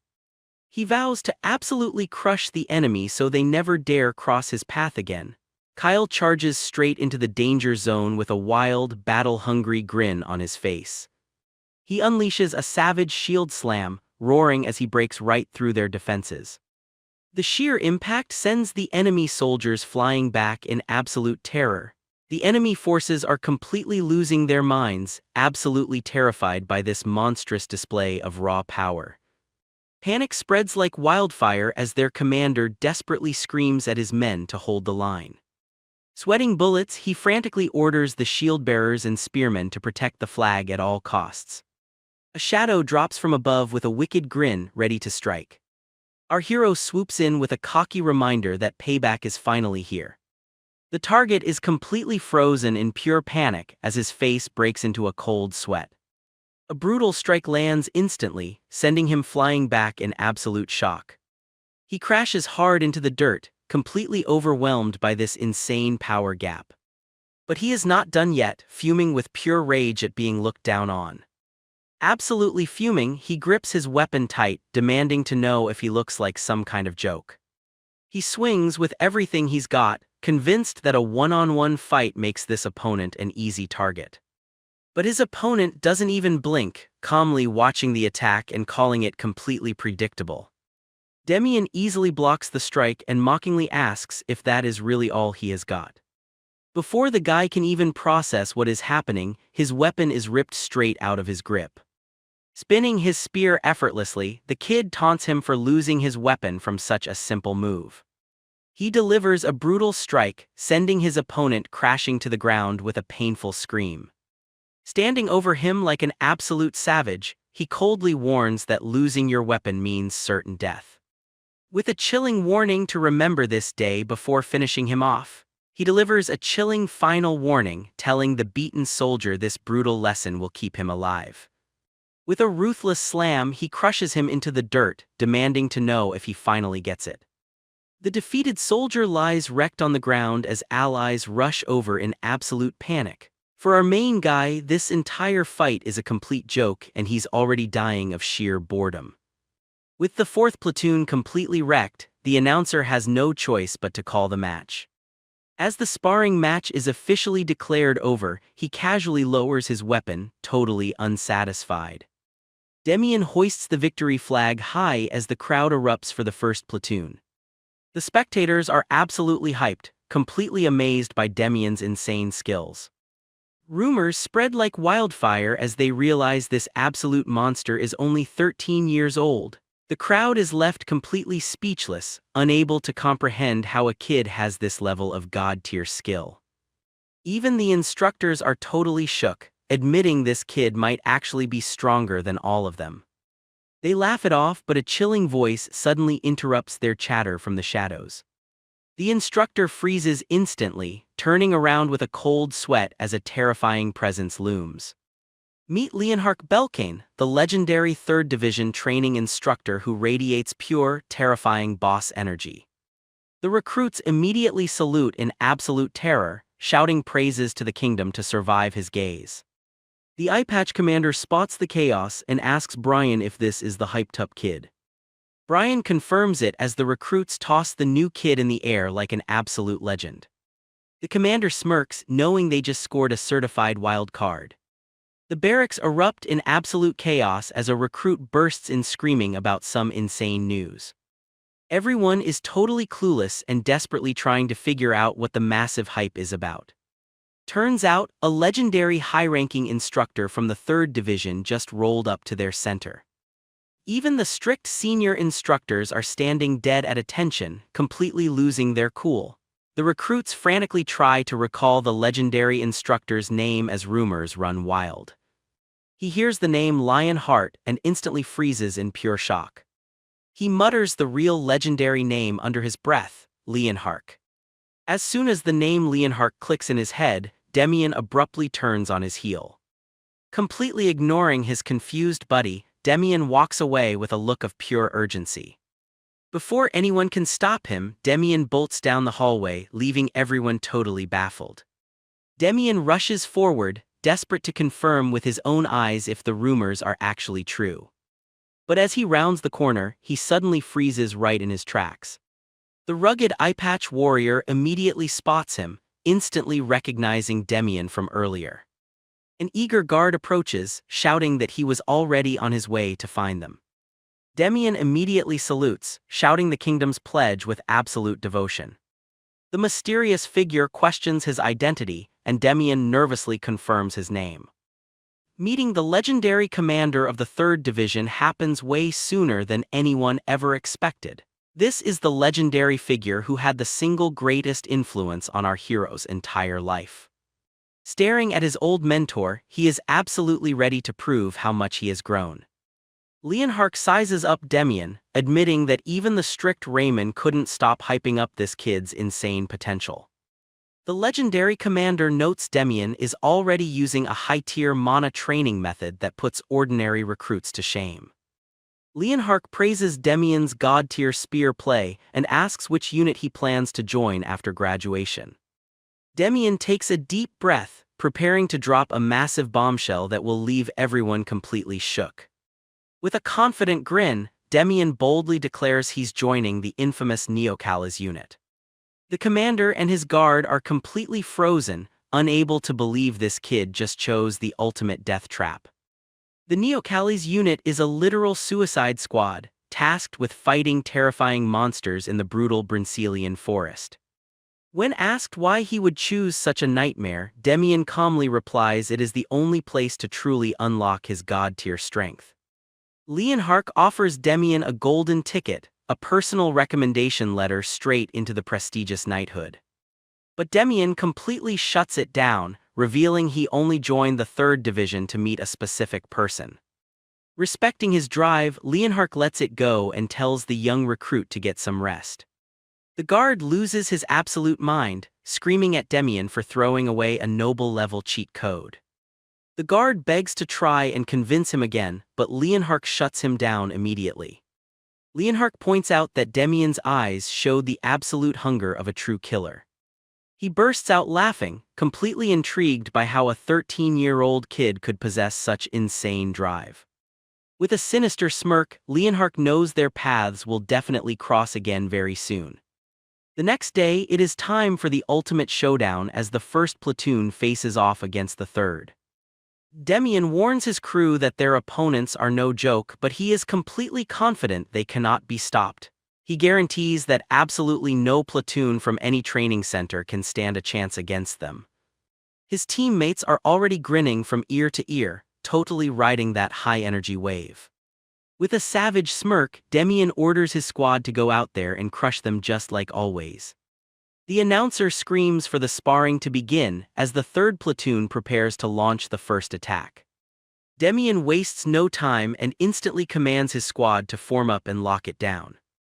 The opponents are totally shook, realizing they are facing the same god-tier formation that wrecked the 4th platoon. Demian's ally reminds Appel of his crucial role, and the blonde boy nods with absolute resolve. With a roaring command to advance, the troops charge head-on into battle. Shields clash violently as the front lines collide with massive force. The enemy commander screams to push them back, desperate to hold their ground. But their defense is a wall, leaving the enemy sweating as they recognize this exact pattern. Suddenly, the signal is given for Appel to execute the plan right now. The shield wall parts wide, leaving Appel's T standing completely exposed in the center. Demian stands ready, completely locked in as the enemy watches in absolute confusion.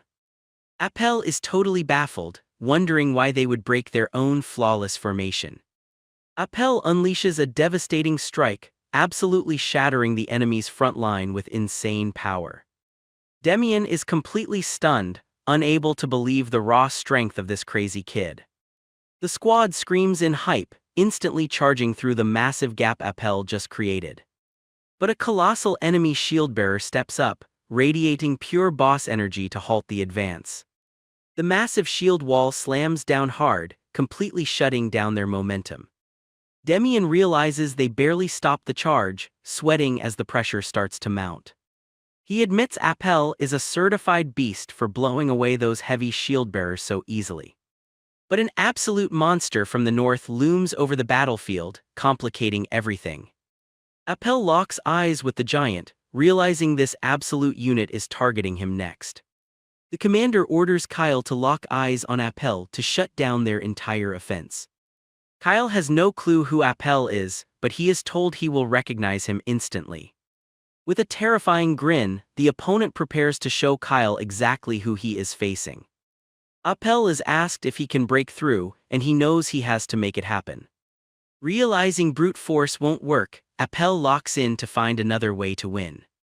Appel summons his glowing blue spear, ready to unleash a game-changing secret weapon. Demian charges in with a blazing blue spear, but the enemy shieldbearer barely manages to block the devastating blow. The massive shockwave pushes everyone back, leaving the enemy totally shook by his insane power. With a cocky smirk, Demian realizes blocking won't save them from the absolute beatdown he's about to deliver. He unleashes a relentless barrage of strikes, determined to shatter their defenses into a million pieces. The enemy grunts in pure agony, utterly baffled by how a kid like Demian can possess this level of god-tier strength. Another heavy strike rains down, pushing the defender to his absolute limit as his shield begins to crack. Locking in for the final blow, Demian declares this is the absolute end for his opponent. The massive impact blasts the defender away, leaving him completely wrecked and out of commission. With the defense completely shattered, Demian stands victorious, proving once again he is on a whole different level. Appel unleashes a brutal strike, but Demian barely blocks it with his shield in a massive clash. Appel stares in disbelief as Demian just smirks, completely unfazed by his defense. Suddenly, a loud whistle echoes across the field, interrupting their intense showdown. The instructor grabs Eel, stopping the fight right before things get out of hand. The announcer declares the match over, leaving the third platoon with a devastating loss. Appel walks away fuming, annoyed that he couldn't easily break through Kyle's defense. Kyle tries to act tough, but his body is clearly screaming from that insane impact. Despite the instructor ordering him to sit out, Kyle stubbornly refuses to back down. Demian warns Kyle that pushing himself now could ruin his entire military discharge. Demian tells Kyle to guard the flag, leaving Kyle deeply touched by his leader's consideration. Kyle takes his post at the flag, fired up and ready to defend it with his life. The announcement blares to switch sides, and the first platoon prepares for their final attack. Demian rallies his exhausted squad, declaring they won't waste any time dragging this out. With a sharp, intense glare, Demian gives them a brutal time limit. He promises to completely crush the enemy in just 5 minutes. Appel leads the blue flag squad forward, totally locked in and ready to end this in record time. The red flag platoon marches out, completely clueless that they are about to get absolutely wrecked. There is no room for doubt as they set their sights on stealing the enemy flag for a flawless win. The stage is set for the ultimate showdown as both platoons face off on the battlefield. Demian stands at the front, completely locked in for the final match of the platoon competition. Having proven his worth as a leader, he is ready to unleash absolute chaos on his opponents. With the red flag flying high, the first platoon prepares to charge and seize total victory. Demian knows this is his golden opportunity to show the instructors he is built different. Grinning like a total menace, he is ready to make everyone remember the name Demian. Demian locks his eyes on the third platoon, eager to absolutely crush Appel on his home turf. Demian notices Appel is guarding the flag himself, completely drained after burning through his stamina on the front lines. With the enemy flag heavily guarded, Demian realizes a brutal head-on clash is the only way to secure victory. The final platoon battle kicks off with a roar as both sides launch into a brutal clash. Demian locks in, ordering his squad to push full speed ahead and follow his lead. The enemy is completely shook as Demian's platoon charges forward at absolute breakneck speed without losing their perfect formation. Sweating bullets, the enemy leader frantically orders his men to raise their shields and watch out for Demian's insane squad. Before they can even react, Demian stays low and dashes forward like a heat-seeking missile, ready to breach their defense. Demian unleashes his glowing spear, boldly declaring he will pierce right through their defenses. With a brutal impact, the spear shatters the line, leaving the enemy completely shocked as their shield is pierced. Demian sweeps his spear with insane force, sending the defenders flying back in absolute agony. Completely locked in with a purple aura, Demian roars for his squad to break through. The panicked defenders scream in terror, desperately trying to halt the unstoppable charge. The enemy panics, screaming to take Demian down before he completely wrecks their entire formation. Demian locks eyes with his target, his gaze radiating pure, cold-blooded killer energy. With a lightning-fast sweep, he effortlessly slips past their defenses, completely catching them off guard. The squad is completely stunned as their tight defense is instantly thrown into absolute chaos. A brutal ankle-breaker strike lands perfectly, sending him crashing down in pure agony. Demian screams for his platoon to regroup immediately as the battlefield descends into pure chaos. The enemy is completely blindsided, totally losing their minds as our squad breaches their defenses in a flash.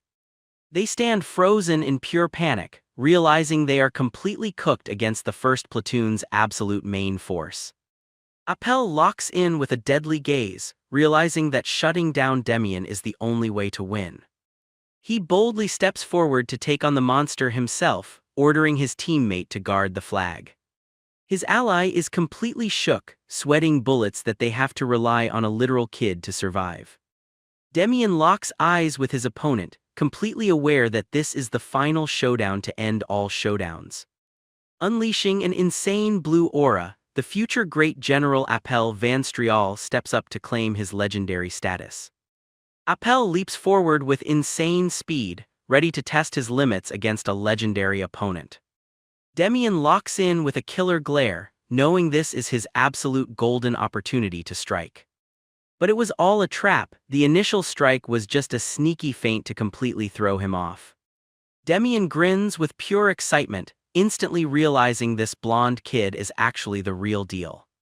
Appel swings his glowing blue spear with insane speed, determined to break right through his opponent's guard. But Demian reacts in a split second, meeting the devastating strike head-on in a spectacular clash. Demian unleashes a surge of dark purple energy, preparing a strike that looks absolutely illegal for a training match.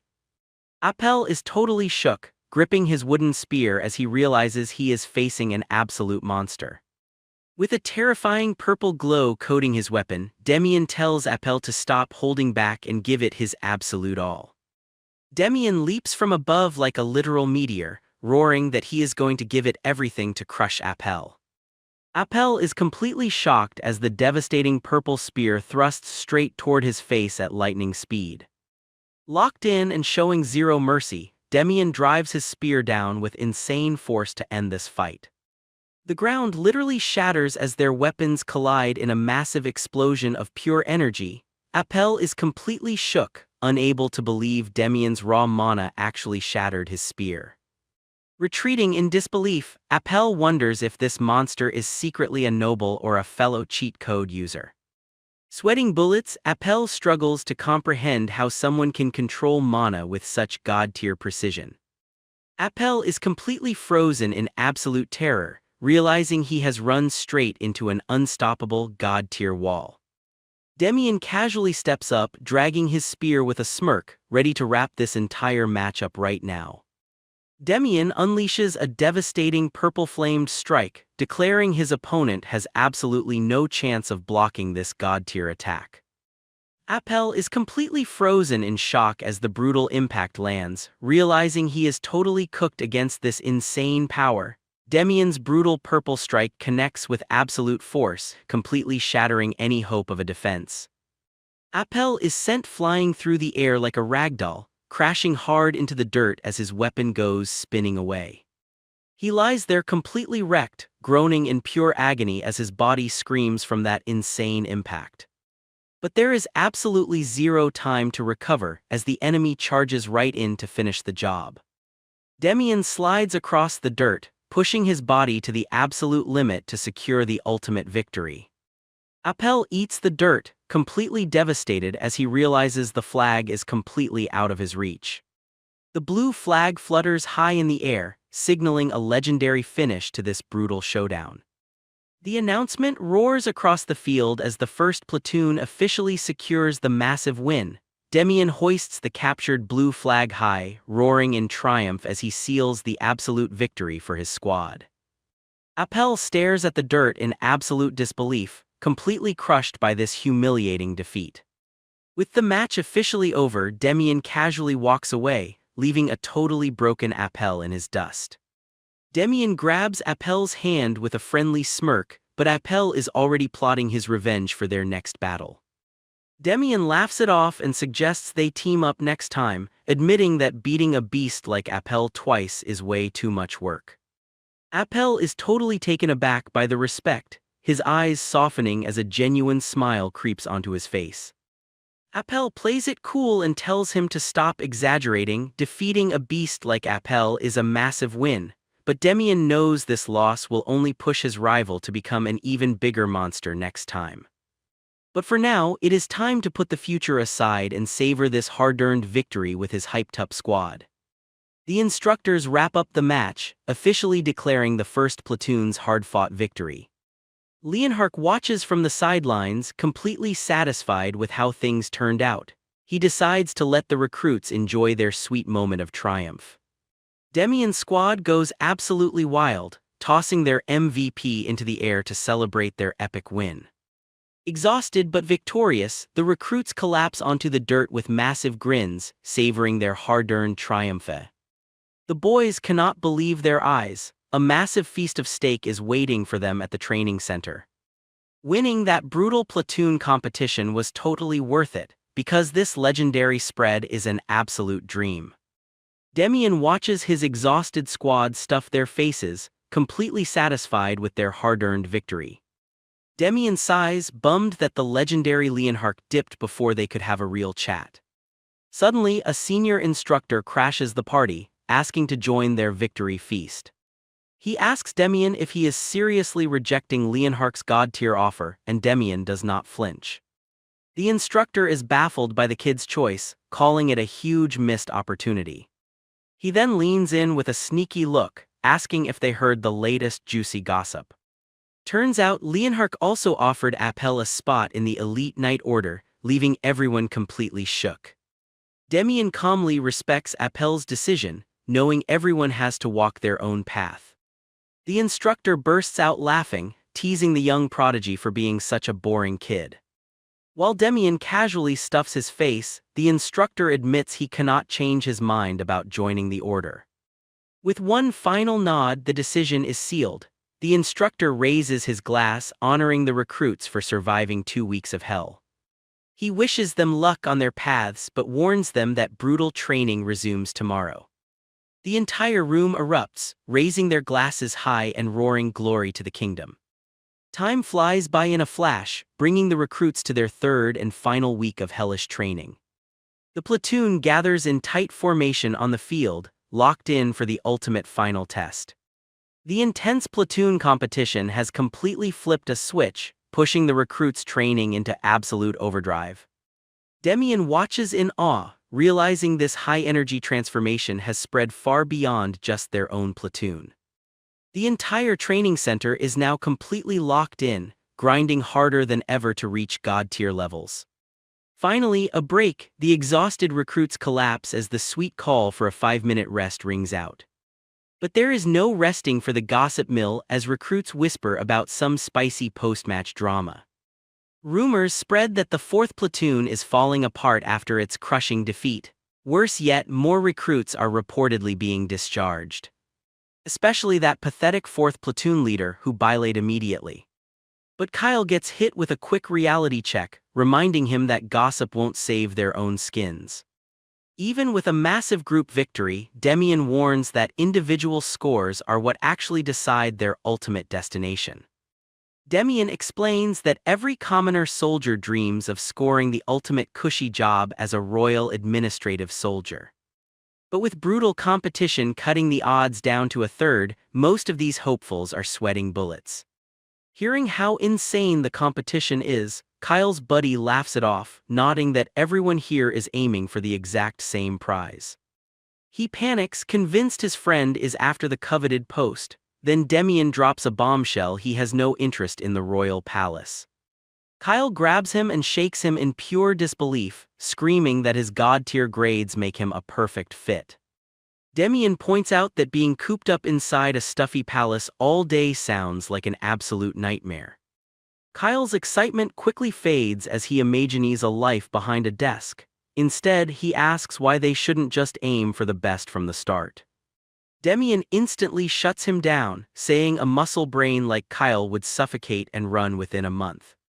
Curious, Kyle demands to know where he's actually going, leaving Demian to reveal his true plan.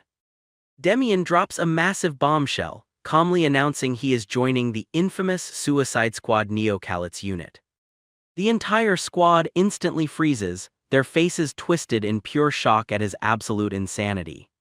His teammate panics, sweat dripping as he screams that Demian has officially lost his mind. Demian ends his teammate's outburst with a swift kick. Clutching his stomach on the dirt, the teammate groans in disbelief at Demian's crazy decision. Instead of being mad, he bursts into wild laughter, admitting Demian's sheer insanity is exactly why he respects him. Their conversation is cut short as the instructor roars that break time is over. With a single command, everyone is sent back to training. The commander stands tall before the massive assembly, praising the recruits for surviving a month of pure hell. Demian is totally shook that discharge day is already here, feeling like he enlisted just yesterday. The commander delivers a heartfelt send-off, urging the crew to keep grinding and serving the kingdom. Before he can get too sentimental, his buddy snaps him back to reality. A booming command calls the platoon to attention. With one final salute, they proudly pledge their loyalty as the ceremony comes to an end. The head instructor steps forward to drop the real hype, preparing to announce the 5 top honor trainees. Demian and the recruits sweat bullets as the announcer prepares to reveal the absolute top graduate of the class. Demian is officially named the acting squad leader, grinning from ear to ear as the crowd goes wild for his promotion. Next up is Appel from the 3rd platoon, stepping forward with absolute confidence to claim his own spot among the elite. The top platoon leaders step forward, looking incredibly smug and ready to dominate. The instructor leads them away, promising a god-tier weapon reward straight from the armory. They arrive at the massive armory doors where each graduate can choose one cheat code weapon. As the top graduate, Demian is called first, ready to claim his reward. Demian steps forward with a smirk, knowing his moment of glory has finally arrived. He enters the pristine armory, absolutely amazed by how well-organized everything is. But instead of legendary weapons, something unexpected catches Demian's eye. He searches the warehouse, hoping to uncover a hidden god-tier treasure. Finding nothing but basic potions, Demian decides to grab his gear and bounce. But his eyes are locked onto something else, completely hooked from the second he stepped inside. Demian carefully searches the dusty shelves and finally spots exactly what he was looking for. It's the legendary item he once heard rumors about at the third training center, a mysterious ring that grants temporary invisibility when infused with mana. Demian quietly slips away, knowing the other trainees would never recognize this cheat code item. In his past life, only one absolute beast could use mana this early. The guard calls out Appel next, ordering the blonde prodigy to head inside for his turn. Demian wonders if Appel took the ring in his past life, since his insane mana should have sensed its power. He smirks, completely curious to see what kind of legendary loot Appel will walk out with. Appel walks out of the vault way faster than expected, leaving everyone totally confused. But as Demian looks closer, his eyes widen in pure shock at what he sees. His teammate asks what's wrong, but Demian quickly plays it cool, hiding his racing thoughts. Demian instantly recognizes the seal Appel holds, feeling a cold sweat as his suspicions are confirmed. The seal bears the crest of a legendary fallen kingdom, explaining Appel's insane, god-tier mana. Everything clicks as Demian realizes the shocking truth about Appel's identity. He wonders if Appel is tied to the legendary fallen kingdom. The squad gathers at the armory as the commander asks if everyone picked an item. Adele proudly shows off a shiny silver crest, claiming he felt some crazy holy power. The instructor chuckles, confirming this lucky charm actually wards off bad vibes. The rest of the recruits flex their massive upgrades, including a god-tier artisan shield. Demian spots his teammate's choice and asks if he is seriously okay with that. That basic ring only gives a tiny speed boost, making it a total waste.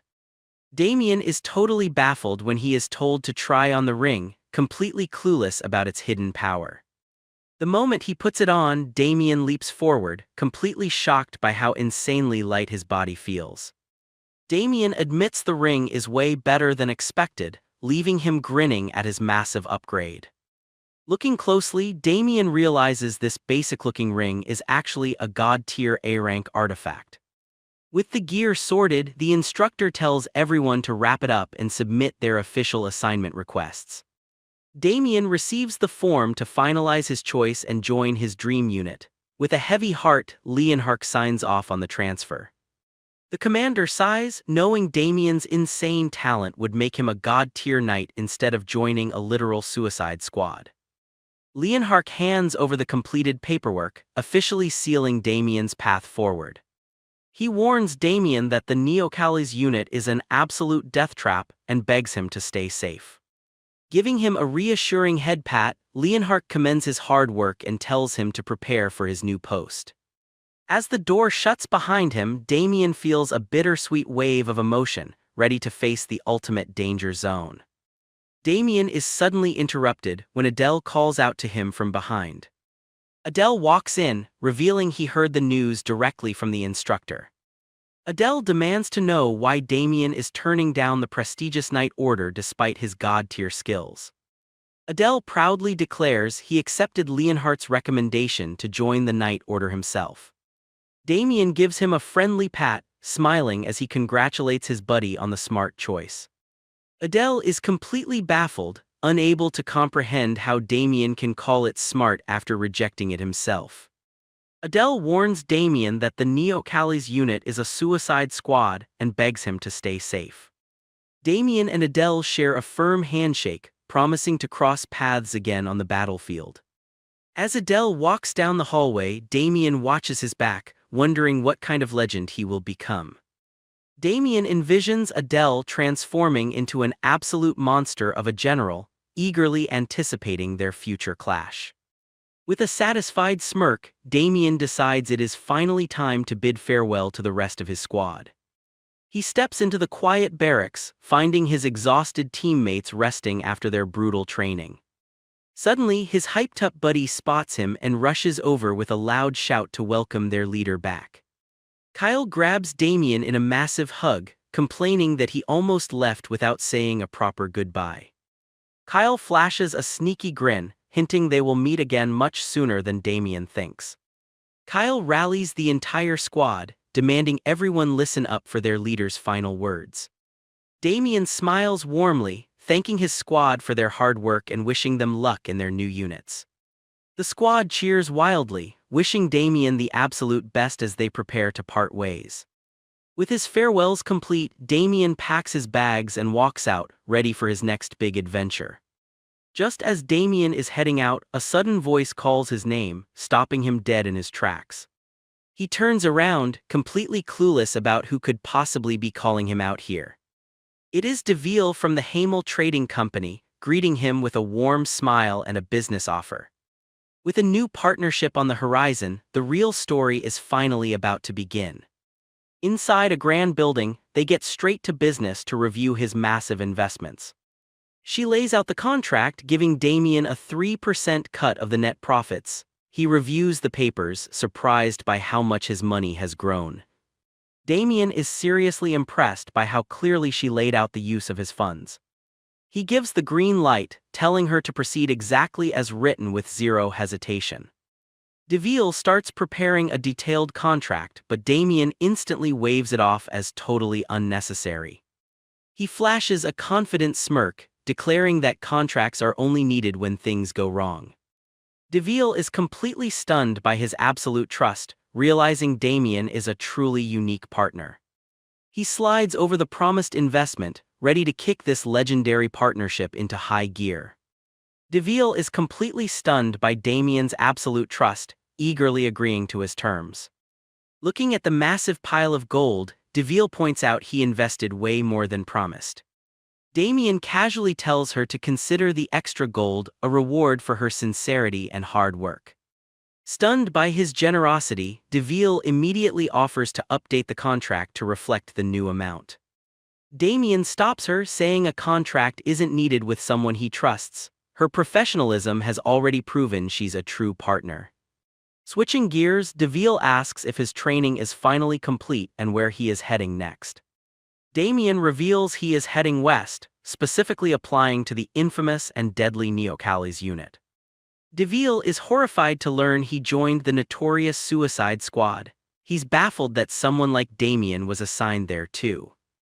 Damien just smirks, jokingly pointing out that his death would only make for a much better story anyway.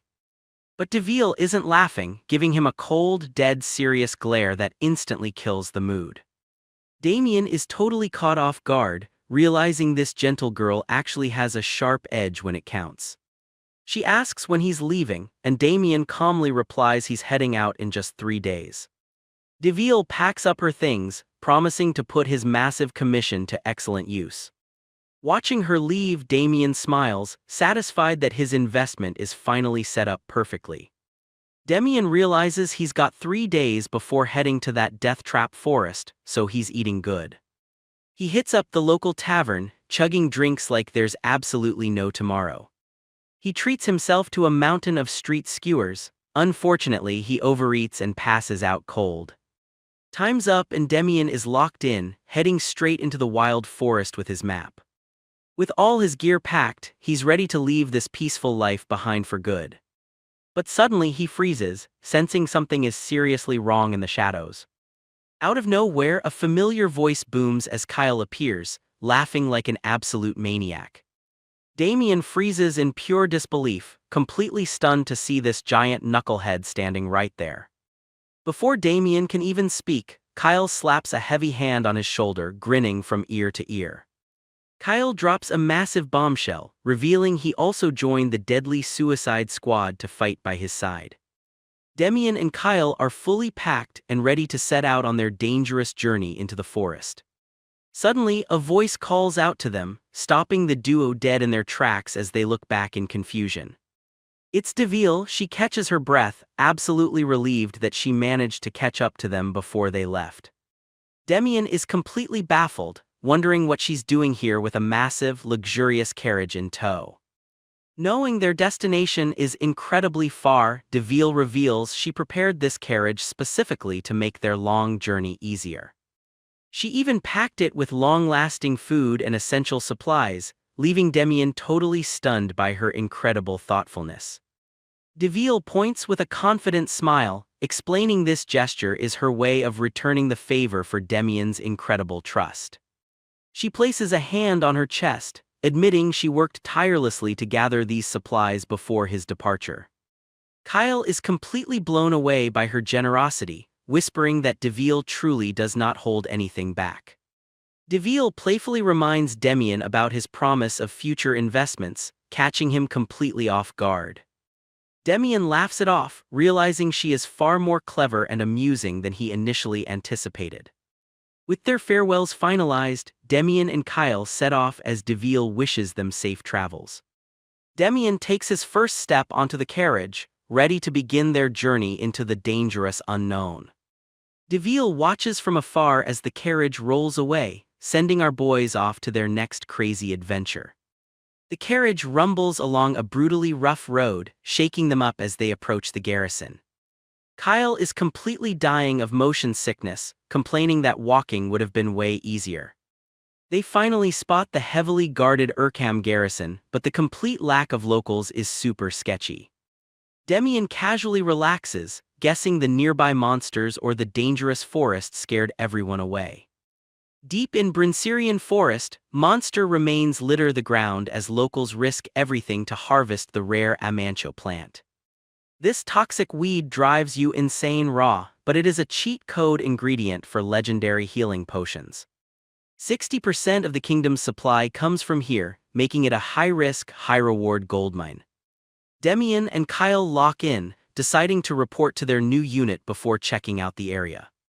They stroll down the empty, eerie streets of the garrison, feeling the creepy vibes of this ghost town. Kyle suddenly breaks into a cold sweat, realizing something is seriously off about their destination. Looming ahead is the infamous Neocali's headquarters, looking like a straight-up haunted dungeon. Demian stares at the ruined base, seriously questioning if anyone can actually survive in this absolute dump. Kyle suddenly spots something highly suspicious on the ground, calling out to Demian as heavy footsteps approach.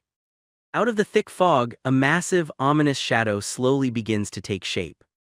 A group of battle-hardened soldiers emerges, radiating pure, cold-blooded killer energy. Their shoulder plates bear the legendary Neocali's crest, confirming they are the real deal. Demian locks eyes with one of the passing soldiers, immediately sensing their insane, monstrous power. The silent squad disappears into the dark, gloomy archway, leaving an incredibly tense silence behind. Kyle sweats nervously, saying the place feels like a haunted house, while Demian tells him to get used to this living hell. He warns that this is a place where death is a daily opponent, and survival is never guaranteed. Walking through the gloomy camp, Demian wonders why everyone suddenly goes completely silent in this eerie place. Flashback to his training days where Demian stands before the recruits, asking them what truly matters most for a soldier. The recruits shout out clueless answers, from blindly obeying orders to taking down as many enemies as possible.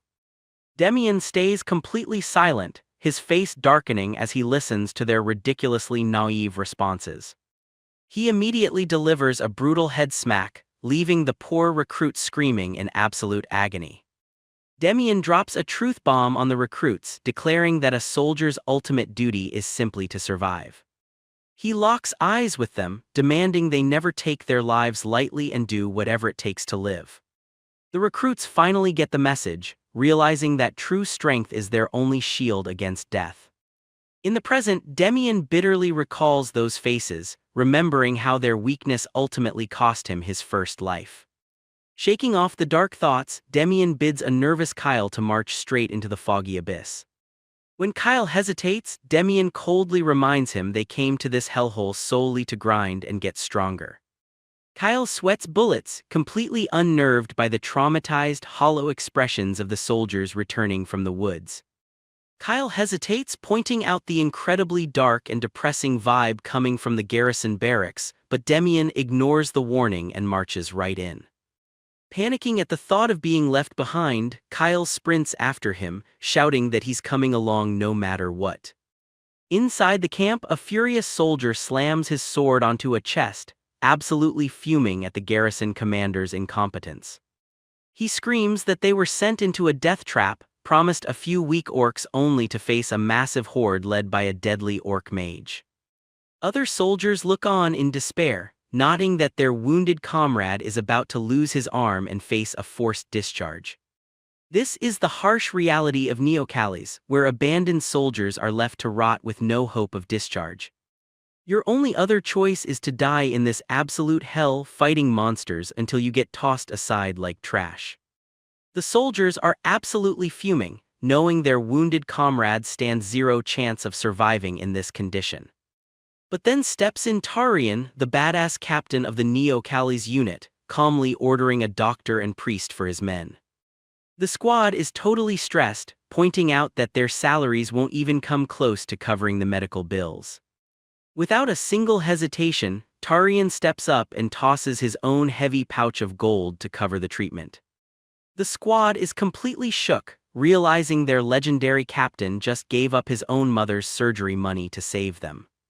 The soldiers try to comfort their captain, telling him his mother's surgery can wait since her condition has stabilized. Deeply moved by his sacrifice, the other men immediately step up, pooling together every single coin they have left. But a loud senior soldier barks at a young recruit, yelling that a junior has no business throwing money around. He mockingly tells him to pay off his own massive debts first instead of trying to play the hero. Despite the harsh words, the kid desperately holds out his small pouch, begging to help his wounded comrades. Even the tough senior is touched by his pure heart, while Captain Tarian orders them to fetch a priest immediately. As a soldier heads to the temple, Tarian asks Demian's age, surprised the youngest recruit has survived a full year. But their peaceful moment is instantly shattered when a panicked soldier screams out for the captain. The breathless soldier delivers some shocking news, revealing that the new recruits have completely run away. These shady runners are clearly up to no good, leaving a trail of pure trouble behind them. Tarian narrows his eyes, realizing these cowards were supposed to be their fresh meat after the last brutal battle. Without wasting a single second, the captain calls out to Demian, who immediately salutes and stands at attention. With a grim look, Tarian orders him to move out, ready to handle this mess immediately. Grinning like a total menace, Tarian declares it is finally time to hunt down some brand new replacements. The new recruits finally arrive at the headquarters, standing before the captain to receive their first official assignment. The captain sizes them up, immediately nodding that the big guy has a solid build and looks ready for some serious action. But as his gaze shifts to the second recruit, his eyes narrow in pure disbelief. He can barely believe his eyes when he realizes this new volunteer is only 13 years old. The kid looks incredibly scrawny, leaving everyone wondering why on earth a child would volunteer for this literal death trap. Shaking his head, the captain reviews the transfer papers, completely unable to comprehend what goes through kids' heads these days. Kyle proudly boasts that Demian graduated first in his training camp, leaving the commander completely stunned. The commander smirks, coldly reminding them that their cozy training camp was absolutely nothing compared to this living hell. Demian calmly replies he is well aware, leaving the commander baffled as to why he would still choose this death trap. The commander summons Dianel, who instantly salutes and stands at attention to receive his orders. Pointing a finger, the commander orders Dianel to show the two rookies to their beds so they can get some rest. Dianel commands them to follow him, leading the new recruits deeper into the gloomy barracks. Walking down the quiet, stone-paved streets, the duo prepares to face the grim reality of their new life. Dianel explains that Neocalis has absolutely no ranks, squad leaders, or company commanders to guide them. In this brutal unit, seniority is decided purely by survival time, meaning the longer you live, the higher you stand. Dianel casually tells them to pick any bunk, coldly adding they won't be using it for long anyway. Kyle is completely taken aback, demanding to know what that ominous warning is supposed to mean. Dianel reveals he has been here a whole year and is still considered the new guy, implying everyone else died. Before Kyle can even finish his sentence, the brutal reality of this unit hits them like a physical truck. Dianel drops a chilling truth bomb, revealing that every single recruit who joined after him has already died. Kyle is completely frozen in shock, realizing they've stepped straight into a literal meat grinder. Diana coldly orders them to unpack and clean the barracks, leaving them with zero time to process the horror. The empty, quiet barracks feels less like a home and more like a waiting room for the afterlife. Kyle fumes in frustration, calling Diana a total jerk for his incredibly cold and unwelcoming attitude. Kyle turns to Demian, demanding to know why a god-tier talent like him would choose this absolute hellhole. Demian flashes a calm, nostalgic smile, simply stating that it feels like absolutely nothing has changed. Ignoring the eerie atmosphere, Demian starts cleaning, leaving Kyle stunned by his seriousness. With a calm shrug, Demian points out that since they have to do it, they might as well do it right. Demian hands over a rag with a bright smile, reminding Kyle that this is their very first official task. Kyle explodes, snatching the rag and refusing to play janitor as Neocalis's true trial begins. Later, Demian heads over to the soldier's store, looking completely drained as he sits in the quiet shop. But deep down, the sheer weight of this terrifying place is already starting to creep in. At first, you start getting close to the new recruits who join your squad, thinking you can actually protect them. They look up to you, nervous but excited for their first mission, completely clueless about the horror waiting for them. You tell them to watch closely and stay behind you, thinking it's just another easy run in the woods. But in this absolute hellhole, a single second of carelessness is all it takes to get completely torn apart. That is the brutal reality of Neocalis, where limbs fly and comrades die in the blink of an eye. Seeing so many of your friends get slaughtered right in front of you completely breaks your spirit. Eventually, you just stop learning their names entirely, knowing they'll just become another forgotten corpse anyway. Diana is completely lost in thought, unable to shake the memory of the mysterious newcomer who looked right through him. His deep thoughts are suddenly interrupted as the blacksmith announces his spear repairs are finally complete. Diana politely thanks him, picking up his gear to prepare for whatever comes next. The blacksmith casually asks about the clueless-looking guy who was hanging around him earlier. He admits he thought the kid was just some airheaded rookie, surprised to hear he is actually Diana's junior. Diana quietly bids him farewell, preparing to head back into the gloomy garrison. As he walks away, the word junior lingers in his mind while Diana vows to confront the garrison after the mission. But he stops himself, realizing that throwing a tantrum will only ruin his hard-earned standing in the unit. He cautiously peeks inside the barracks, praying the rookies didn't completely botch the cleaning job as well. His eyes widen in absolute shock as he takes in the scene before him, completely frozen in disbelief. A cheerful rookie greets him, unaware of the shock ahead. The place is spotless thanks to the hardworking recruits. The senior officers are seriously impressed, admitting the rookies did an absolutely legendary job cleaning the place up. Sweating bullets, Diana frantically stammers that he barely did anything as his superiors demand to know how he trained them so hard. The senior officer is completely dumbfounded as the eager rookie asks if there is anything else left to clean, even though orders weren't even given yet. He looks around the spotless, sparkling barracks, realizing these rookies have achieved a level of cleanliness he's only heard of in legends. A cold sweat runs down his face as he mutters the legendary term, passive-aggressive excellence. He suddenly hears a deep chuckle behind him, turning around slowly with absolute dread. The legendary Captain Tarian bursts out laughing, highly impressed by the spotless, brand-new look of the barracks. The other veterans stand completely frozen in shock, unable to believe their notoriously emotionless captain is actually smiling. Tarian's smile vanishes instantly as he points directly at Demian and Kyle, ordering them to step forward. Tarian is completely stunned, asking if these two rookies really cleaned this entire massive barracks all by themselves. The captain stares in disbelief, asking why they cleaned so thoroughly when they could have just faked it. Demian plays it cool, claiming they were just strictly following the absolute orders of their senior officer, Diana. Having survived countless near-death battles, Tarian knows he can instantly spot a soldier's true worth. Diana breaks into a cold sweat, realizing Kyle has the raw potential to hit the front lines with just a little polish. But Demian is a complete mystery, clearly a top-tier talent who shouldn't be suffering in this absolute dump. Tarian smirks, putting Demian's secrets aside, then calls for everyone's attention. The battle-hardened squad watches in absolute confusion as the captain leads the new rookies inside.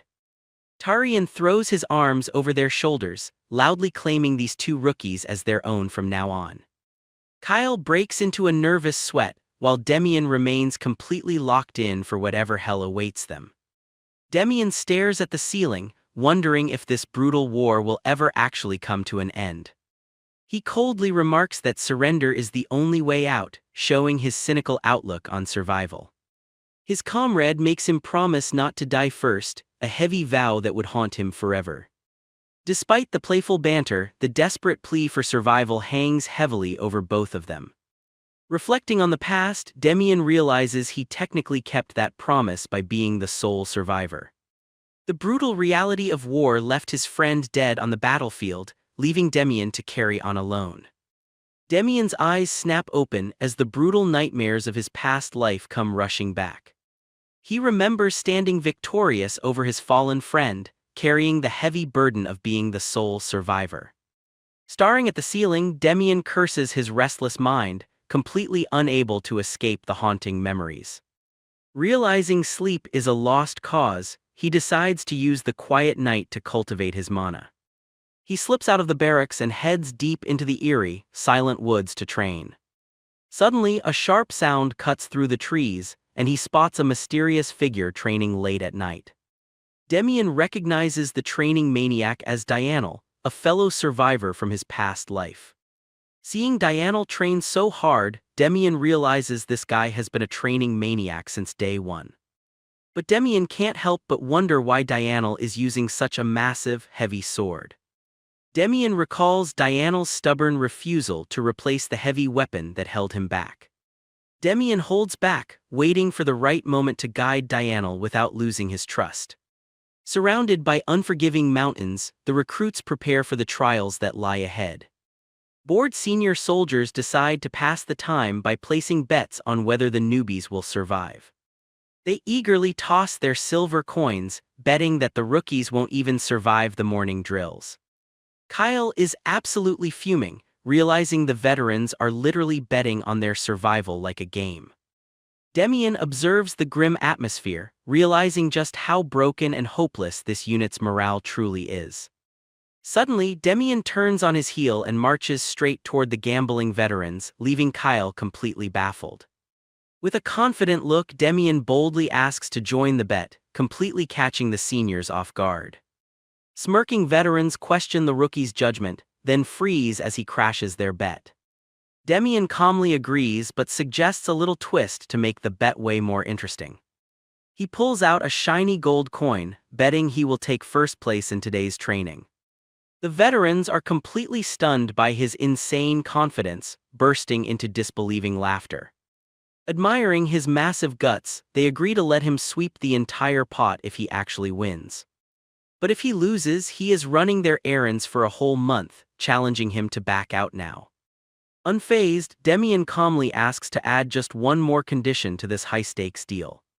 Demian demands a month off training if he wins, leaving the veterans speechless.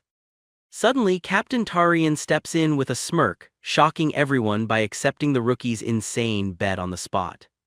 Before anyone can process the deal, Tarian calls out to Dianel, catching the senior completely off guard. With a mischievous grin, the captain drags Dianel into the high-stakes wager, making sure he has skin in the game. Dianel hesitates, but Tarian mockingly asks if he is actually terrified of losing to a mere junior.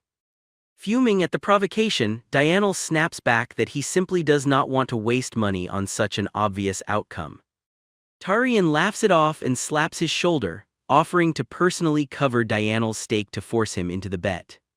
Captain Tarian accepts the crazy bet, promising Demian his precious free time if he outperforms the veterans.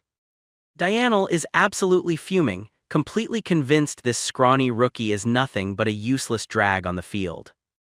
The other veterans glare with pure hatred, completely eager to crush this cocky newbie's pride in the upcoming test. But Demian just smirks, knowing everything is going exactly as planned to shake up this entire lazy unit. He realizes these soldiers have completely lost all hope, rotting away while waiting for their inevitable deaths. The time for talk is officially over as Captain Tarian loudly announces that stamina training begins right now. Horror spreads through the recruits as the captain announces a grueling uphill log carry. The veterans immediately complain, demanding to know why they must suffer through this insane routine just for the rookies. The captain silences the complaints, ordering the recruits to grab a log and move. Sweating bullets, a veteran wonders why the captain is suddenly changing their training routine. High above, Captain Tyrion watches like a boss, keeping a sharp eye on every single recruit. A veteran sneers that this drill is meant to break the rookies, confident they will fold under the pressure. The veteran looks back in total confusion, wondering where the new rookie went. Suddenly, his eyes widen in absolute disbelief as a terrifying thought crosses his mind. High up the steep mountain, Demian is already sprinting ahead like it is a walk in the park. Demian takes a quick breather, carrying the massive log on his shoulder with absolute ease. He looks down at his hand, realizing the weight reduction ring is working its magic on the log too. Grinning from ear to ear, Demian realizes he hit the jackpot with this god-tier artifact. He casually looks back, wondering why his seniors are taking so incredibly long to catch up. Spotting the veterans struggling far below, he smirks, knowing they are still a long way off. Dianel pushes his absolute limits, carrying a massive log up the rocky mountain while sweating bullets. The climb is a brutal test of endurance, leaving the seasoned veterans completely exhausted. Dianel watches in disbelief, realizing the rookie is closing the gap at an unbelievable speed. Meanwhile, Demian casually strolls up with a playful smirk, treating this brutal training like a walk in the park. With a heavy stomp, the race is officially over before it even truly began. Demian secures first place by an absolute landslide, effortlessly holding his massive log with just one hand. The veteran stands completely frozen, unable to comprehend how a rookie just shattered all their records. The veterans are completely shook, realizing this new kid just effortlessly beat their top performer. With the brutal training officially declared over, the exhausted recruits drop their heavy logs with sighs of relief. Suddenly, an urgent shout cuts through the quiet air, instantly putting the captain on high alert. A panicked soldier points toward the main headquarters, his face pale with absolute dread. The red flag flies overhead, signaling an emergency and an unexpected battle ahead. Demian and Kyle step up, boldly demanding to join the dangerous mission as rookies. Captain Tarian shuts them down instantly, ordering the rookies to stay behind at the barracks. The duo refuses to back down, offering to act as porters just to get in on the action. Tarian is visibly embarrassed, realizing his unit is so short-staffed he actually needs their help. He finally relents, strictly ordering them to stand by in the rear and avoid active combat. Tarian orders Dianel to hand over the spare gear to the eager rookies. Dianel mentions the Brinserian forest, triggering a wave of dark memories for Demian. Demian remembers the chilling warning that a terrifying demon lurks deep within those woods. Dianel insists it was no ordinary beast, but a nightmare born of pure darkness. He recalls the horror of watching a demon-possessed orc effortlessly rip a steel wolf to shreds. Dianel remembers the terrifying strength of the demon-possessed orcs, clenching his fist in pure frustration. Dianel looks back with a dark expression, knowing his legendary unit was completely doomed without their savior. Meanwhile, Demian struggles under the weight of his massive pack, his thoughts totally jumbled by the crazy situation. Since things turned out like this, Demian is determined to see the terrifying truth of this forest with his own eyes. Captain Tarian stands tall before his squad, roaring to make sure every single soldier is fully geared up.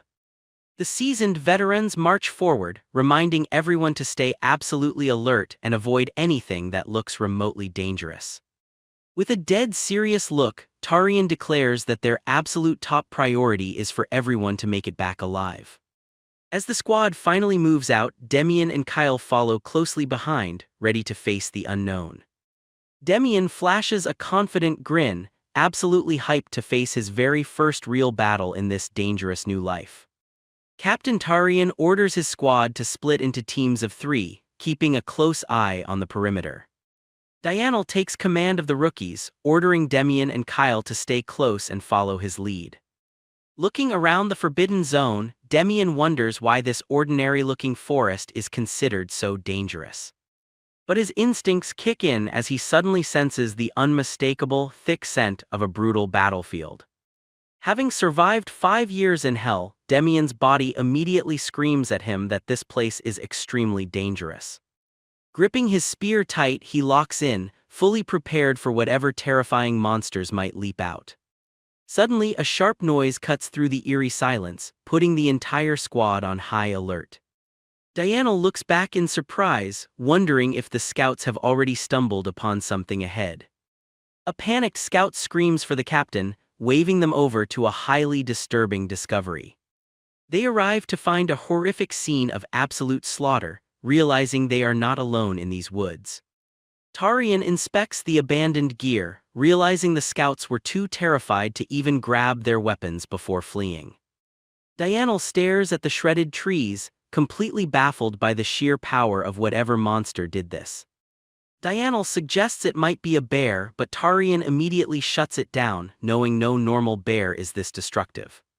Sweating bullets, Dianel wonders if they're dealing with an ogre, but the captain remains highly skeptical. Demian quietly steps forward and discovers the massive, bloody carcass of a red bear lying in the grass. Demian points out the massive claw marks on the carcass, proving an even bigger beast slaughtered this apex predator. Demian confidently points to the shattered trees, perfectly deducing the giant monster's exact movements and size. Tarian is completely blown away by the rookie's flawless analysis, demanding to know where he learned this. Demian casually claims his father was a hunter, leaving Tarian deeply impressed by his incredible instincts. Demian's teammate suddenly questions him about his father's real background, almost exposing his carefully hidden secrets.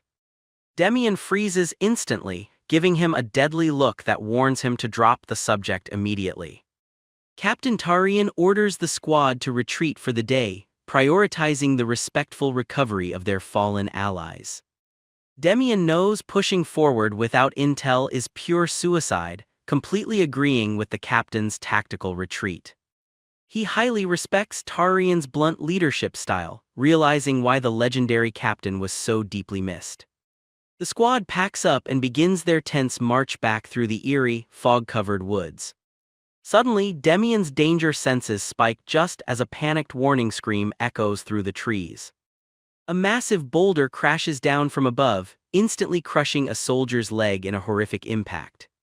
As the squad descends into pure chaos, Demian screams in terror as he sees Kyle in extreme danger. A soldier is pinned under a massive boulder, and the squad frantically tries to lift the crushing weight. Demian steps in, channeling his purple mana to help lift the boulder and save his trapped ally. The immense pressure of the falling rock threatens to crush them all if they lose their footing.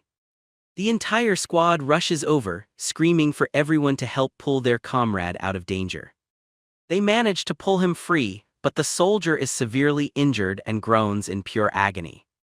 Captain Tarian kneels beside the wounded soldier, realizing his critical condition is incredibly serious.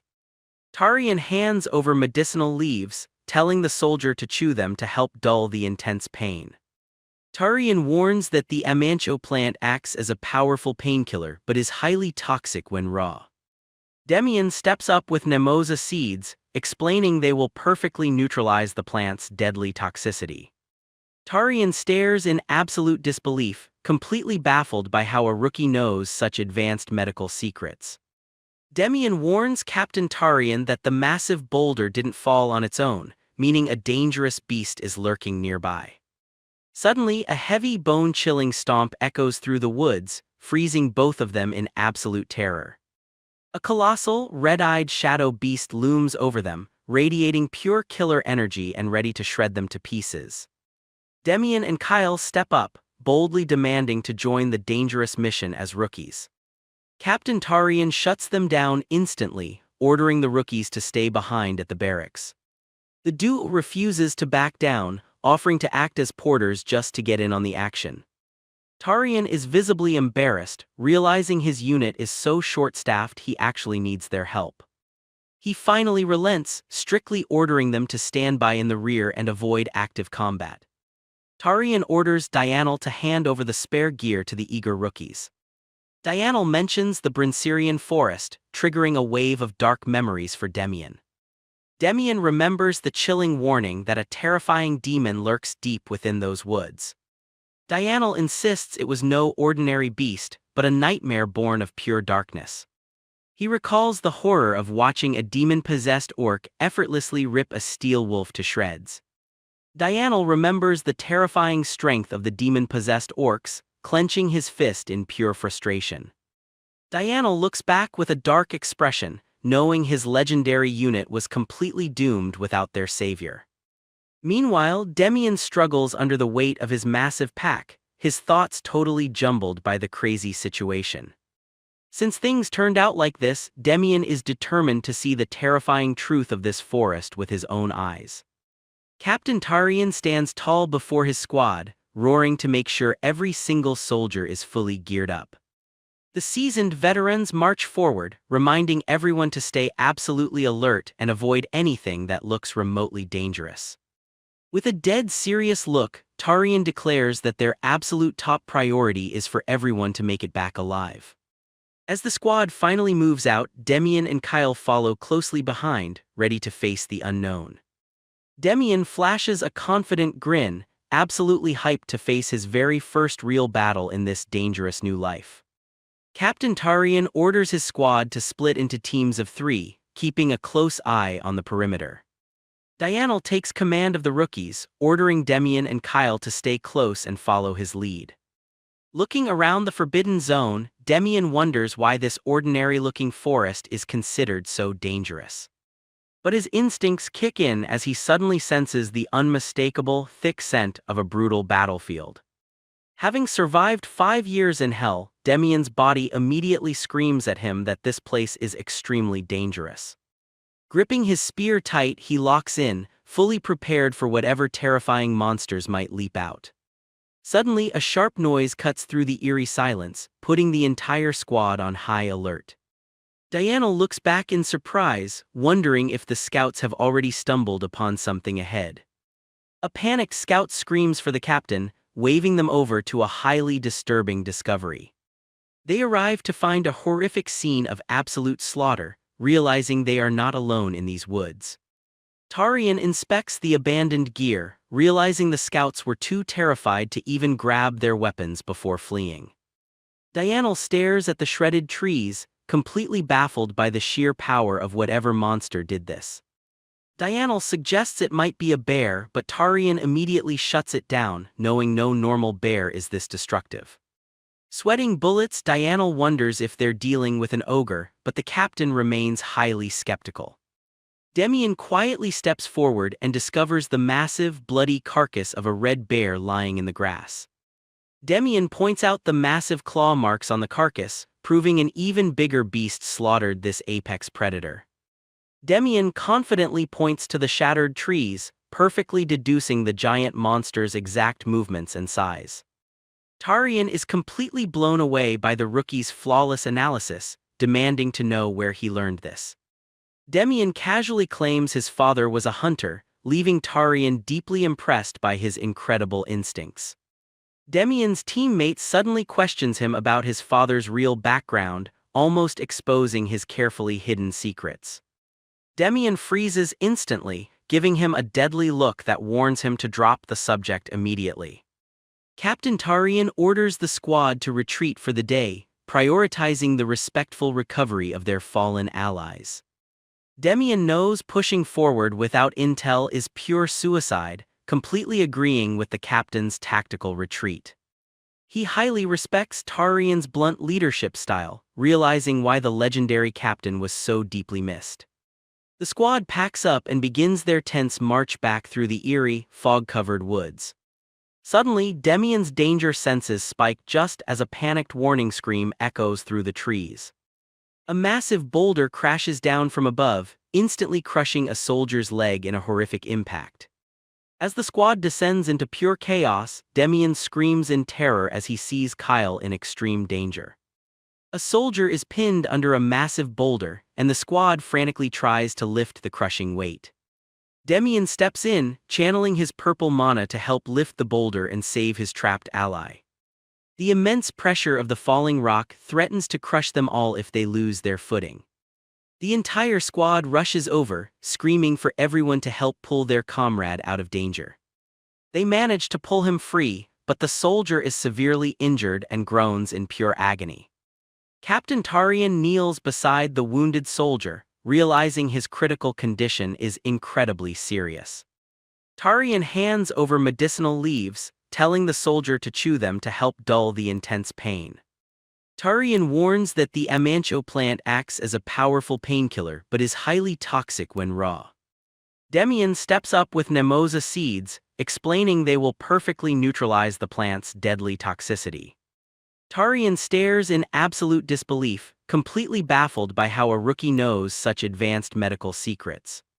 Demian warns Captain Tarian that the massive boulder didn't fall on its own, meaning a dangerous beast is lurking nearby.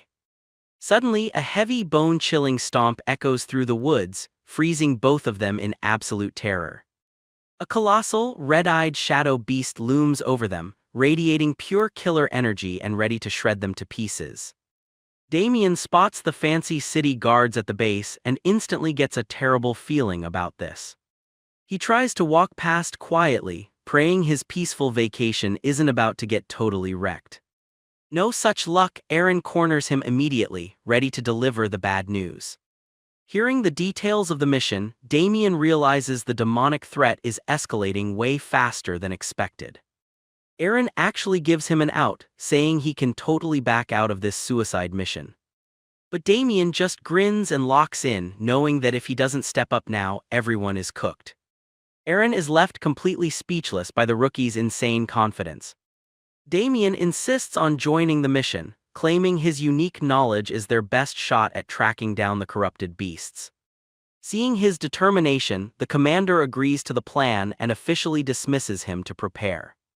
Demian salutes with a confident grin, completely unfazed by the deadly dangers that lie ahead. As the departure approaches, Aaron can't help but worry about sending a rookie out completely alone. But Demian just smiles, casually telling his captain that he actually works much better when he's flying solo.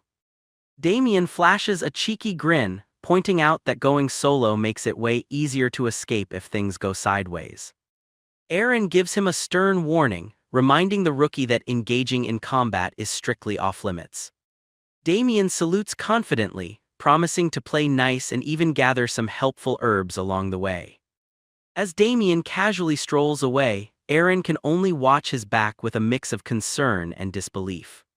Aaron lets out a heavy sigh, realizing they have a seriously unusual rookie on their hands. The expedition team advances deep into the dense, misty valley where danger lurks behind every tree. Guard Captain Vasil and Priest Claire stand ready, leading the charge into the corrupted territory.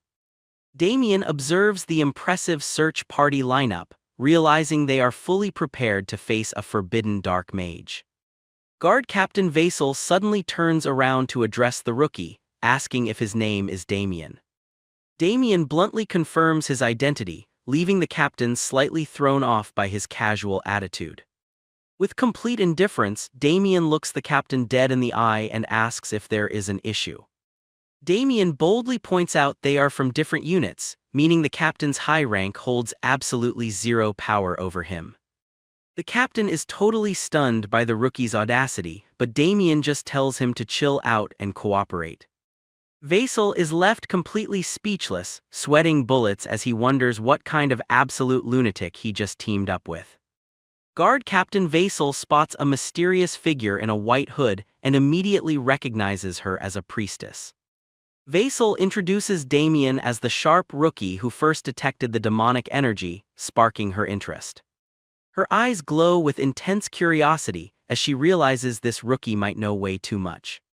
She silently approaches Damien, her gaze locked onto him as she prepares to test his knowledge. Damien senses her presence and turns around, casually greeting the holy priestess without a hint of fear. She asks if she can question him about his demonic energy theories, and Damien smoothly plays along. She looks him dead in the eye and asks the ultimate question: how did a mere rookie recognize demonic energy? Damien feels the heat of her intense gaze and instantly wonders if she is already onto his secrets. He quickly spins a lie about his late father, but she is not buying it and demands more details. She asks if he actually saw the beast's corpse, and Damien confirms he investigated it with the high priest. Damien explains he knows every beast in this forest, but that specific creature was a complete anomaly. The monster was a mindless, black-spotted nightmare, leaving him certain it was corrupted by pure demonic energy. She asks if his father taught him that too, and Damien maintains his perfect poker face with a simple yes. Damien's smooth lies work like a charm, and the priestess totally buys his story with a polite nod. The officer decides it is time to push deeper into the creepy forest to locate the demonic source. He rallies the troops, warning everyone to report anything suspicious the moment they spot it. The squad marches in high tension, their heavy armor clanking through the eerie silence of the woods. Damien keeps his guard up, knowing they are walking straight into a dangerous trap. He lets the search team do the heavy lifting while secretly waiting for the real threat to appear. Suddenly, Damien spots something shocking ahead, realizing the danger is much closer than they think. Damien crouches to inspect the ground, putting the jumpy guards on high alert for a monster. He actually just found a rare white root herb, perfect for recovering mana. The guards lose their minds, furious that he made a fuss over a mere weed. Damien's expression turns ice cold, completely unfazed by their petty anger. He warns them that running their mouths is a quick way to die young. Damien calmly reminds them that searching is their job, standing his ground with absolute confidence. This jumpy guard completely loses his cool, screaming at Damien for distracting them from the search. Damien just smirks, brutally roasting the guard's low level and claiming he's dragging their reputation through the mud. Before the guard can fight back, Aaron looms behind him with an icy glare that instantly freezes him in fear. Aaron turns his stern gaze to Damien, warning him that impulsive behavior will not be tolerated. Damien calmly backs down, agreeing to play nice and stay within the search area. With a heavy sigh, Aaron follows behind as they venture deeper into the mysterious forest. Aaron takes charge, ordering the search team to fan out and begin scouring the mysterious forest. Suddenly, a terrifying roar echoes through the dense trees, instantly putting the entire squad on high alert. Demonic beasts emerge from the shadows, forcing the startled soldiers to prepare for an immediate clash. Thinking it's just a standard pack of orcs, the overconfident soldiers expect an easy victory. But one soldier freezes in absolute horror as he spots the telltale signs of demonic corruption. A massive mutated orc looms before them, its eyes burning with pure, unbridled demonic rage. Before the guards can even react, a demon-corrupted orc charges with terrifying speed, ready to rip them apart. One guard tries to fall back, but the beast's massive weapon is already swinging down too fast to dodge. Staring down a lethal blow, the terrified soldier completely freezes as death stares him right in the face. Out of nowhere, a spear blocks the deadly strike, saving the guard from a gruesome end. Damien steps up with absolute confidence, calling out the guards for dragging down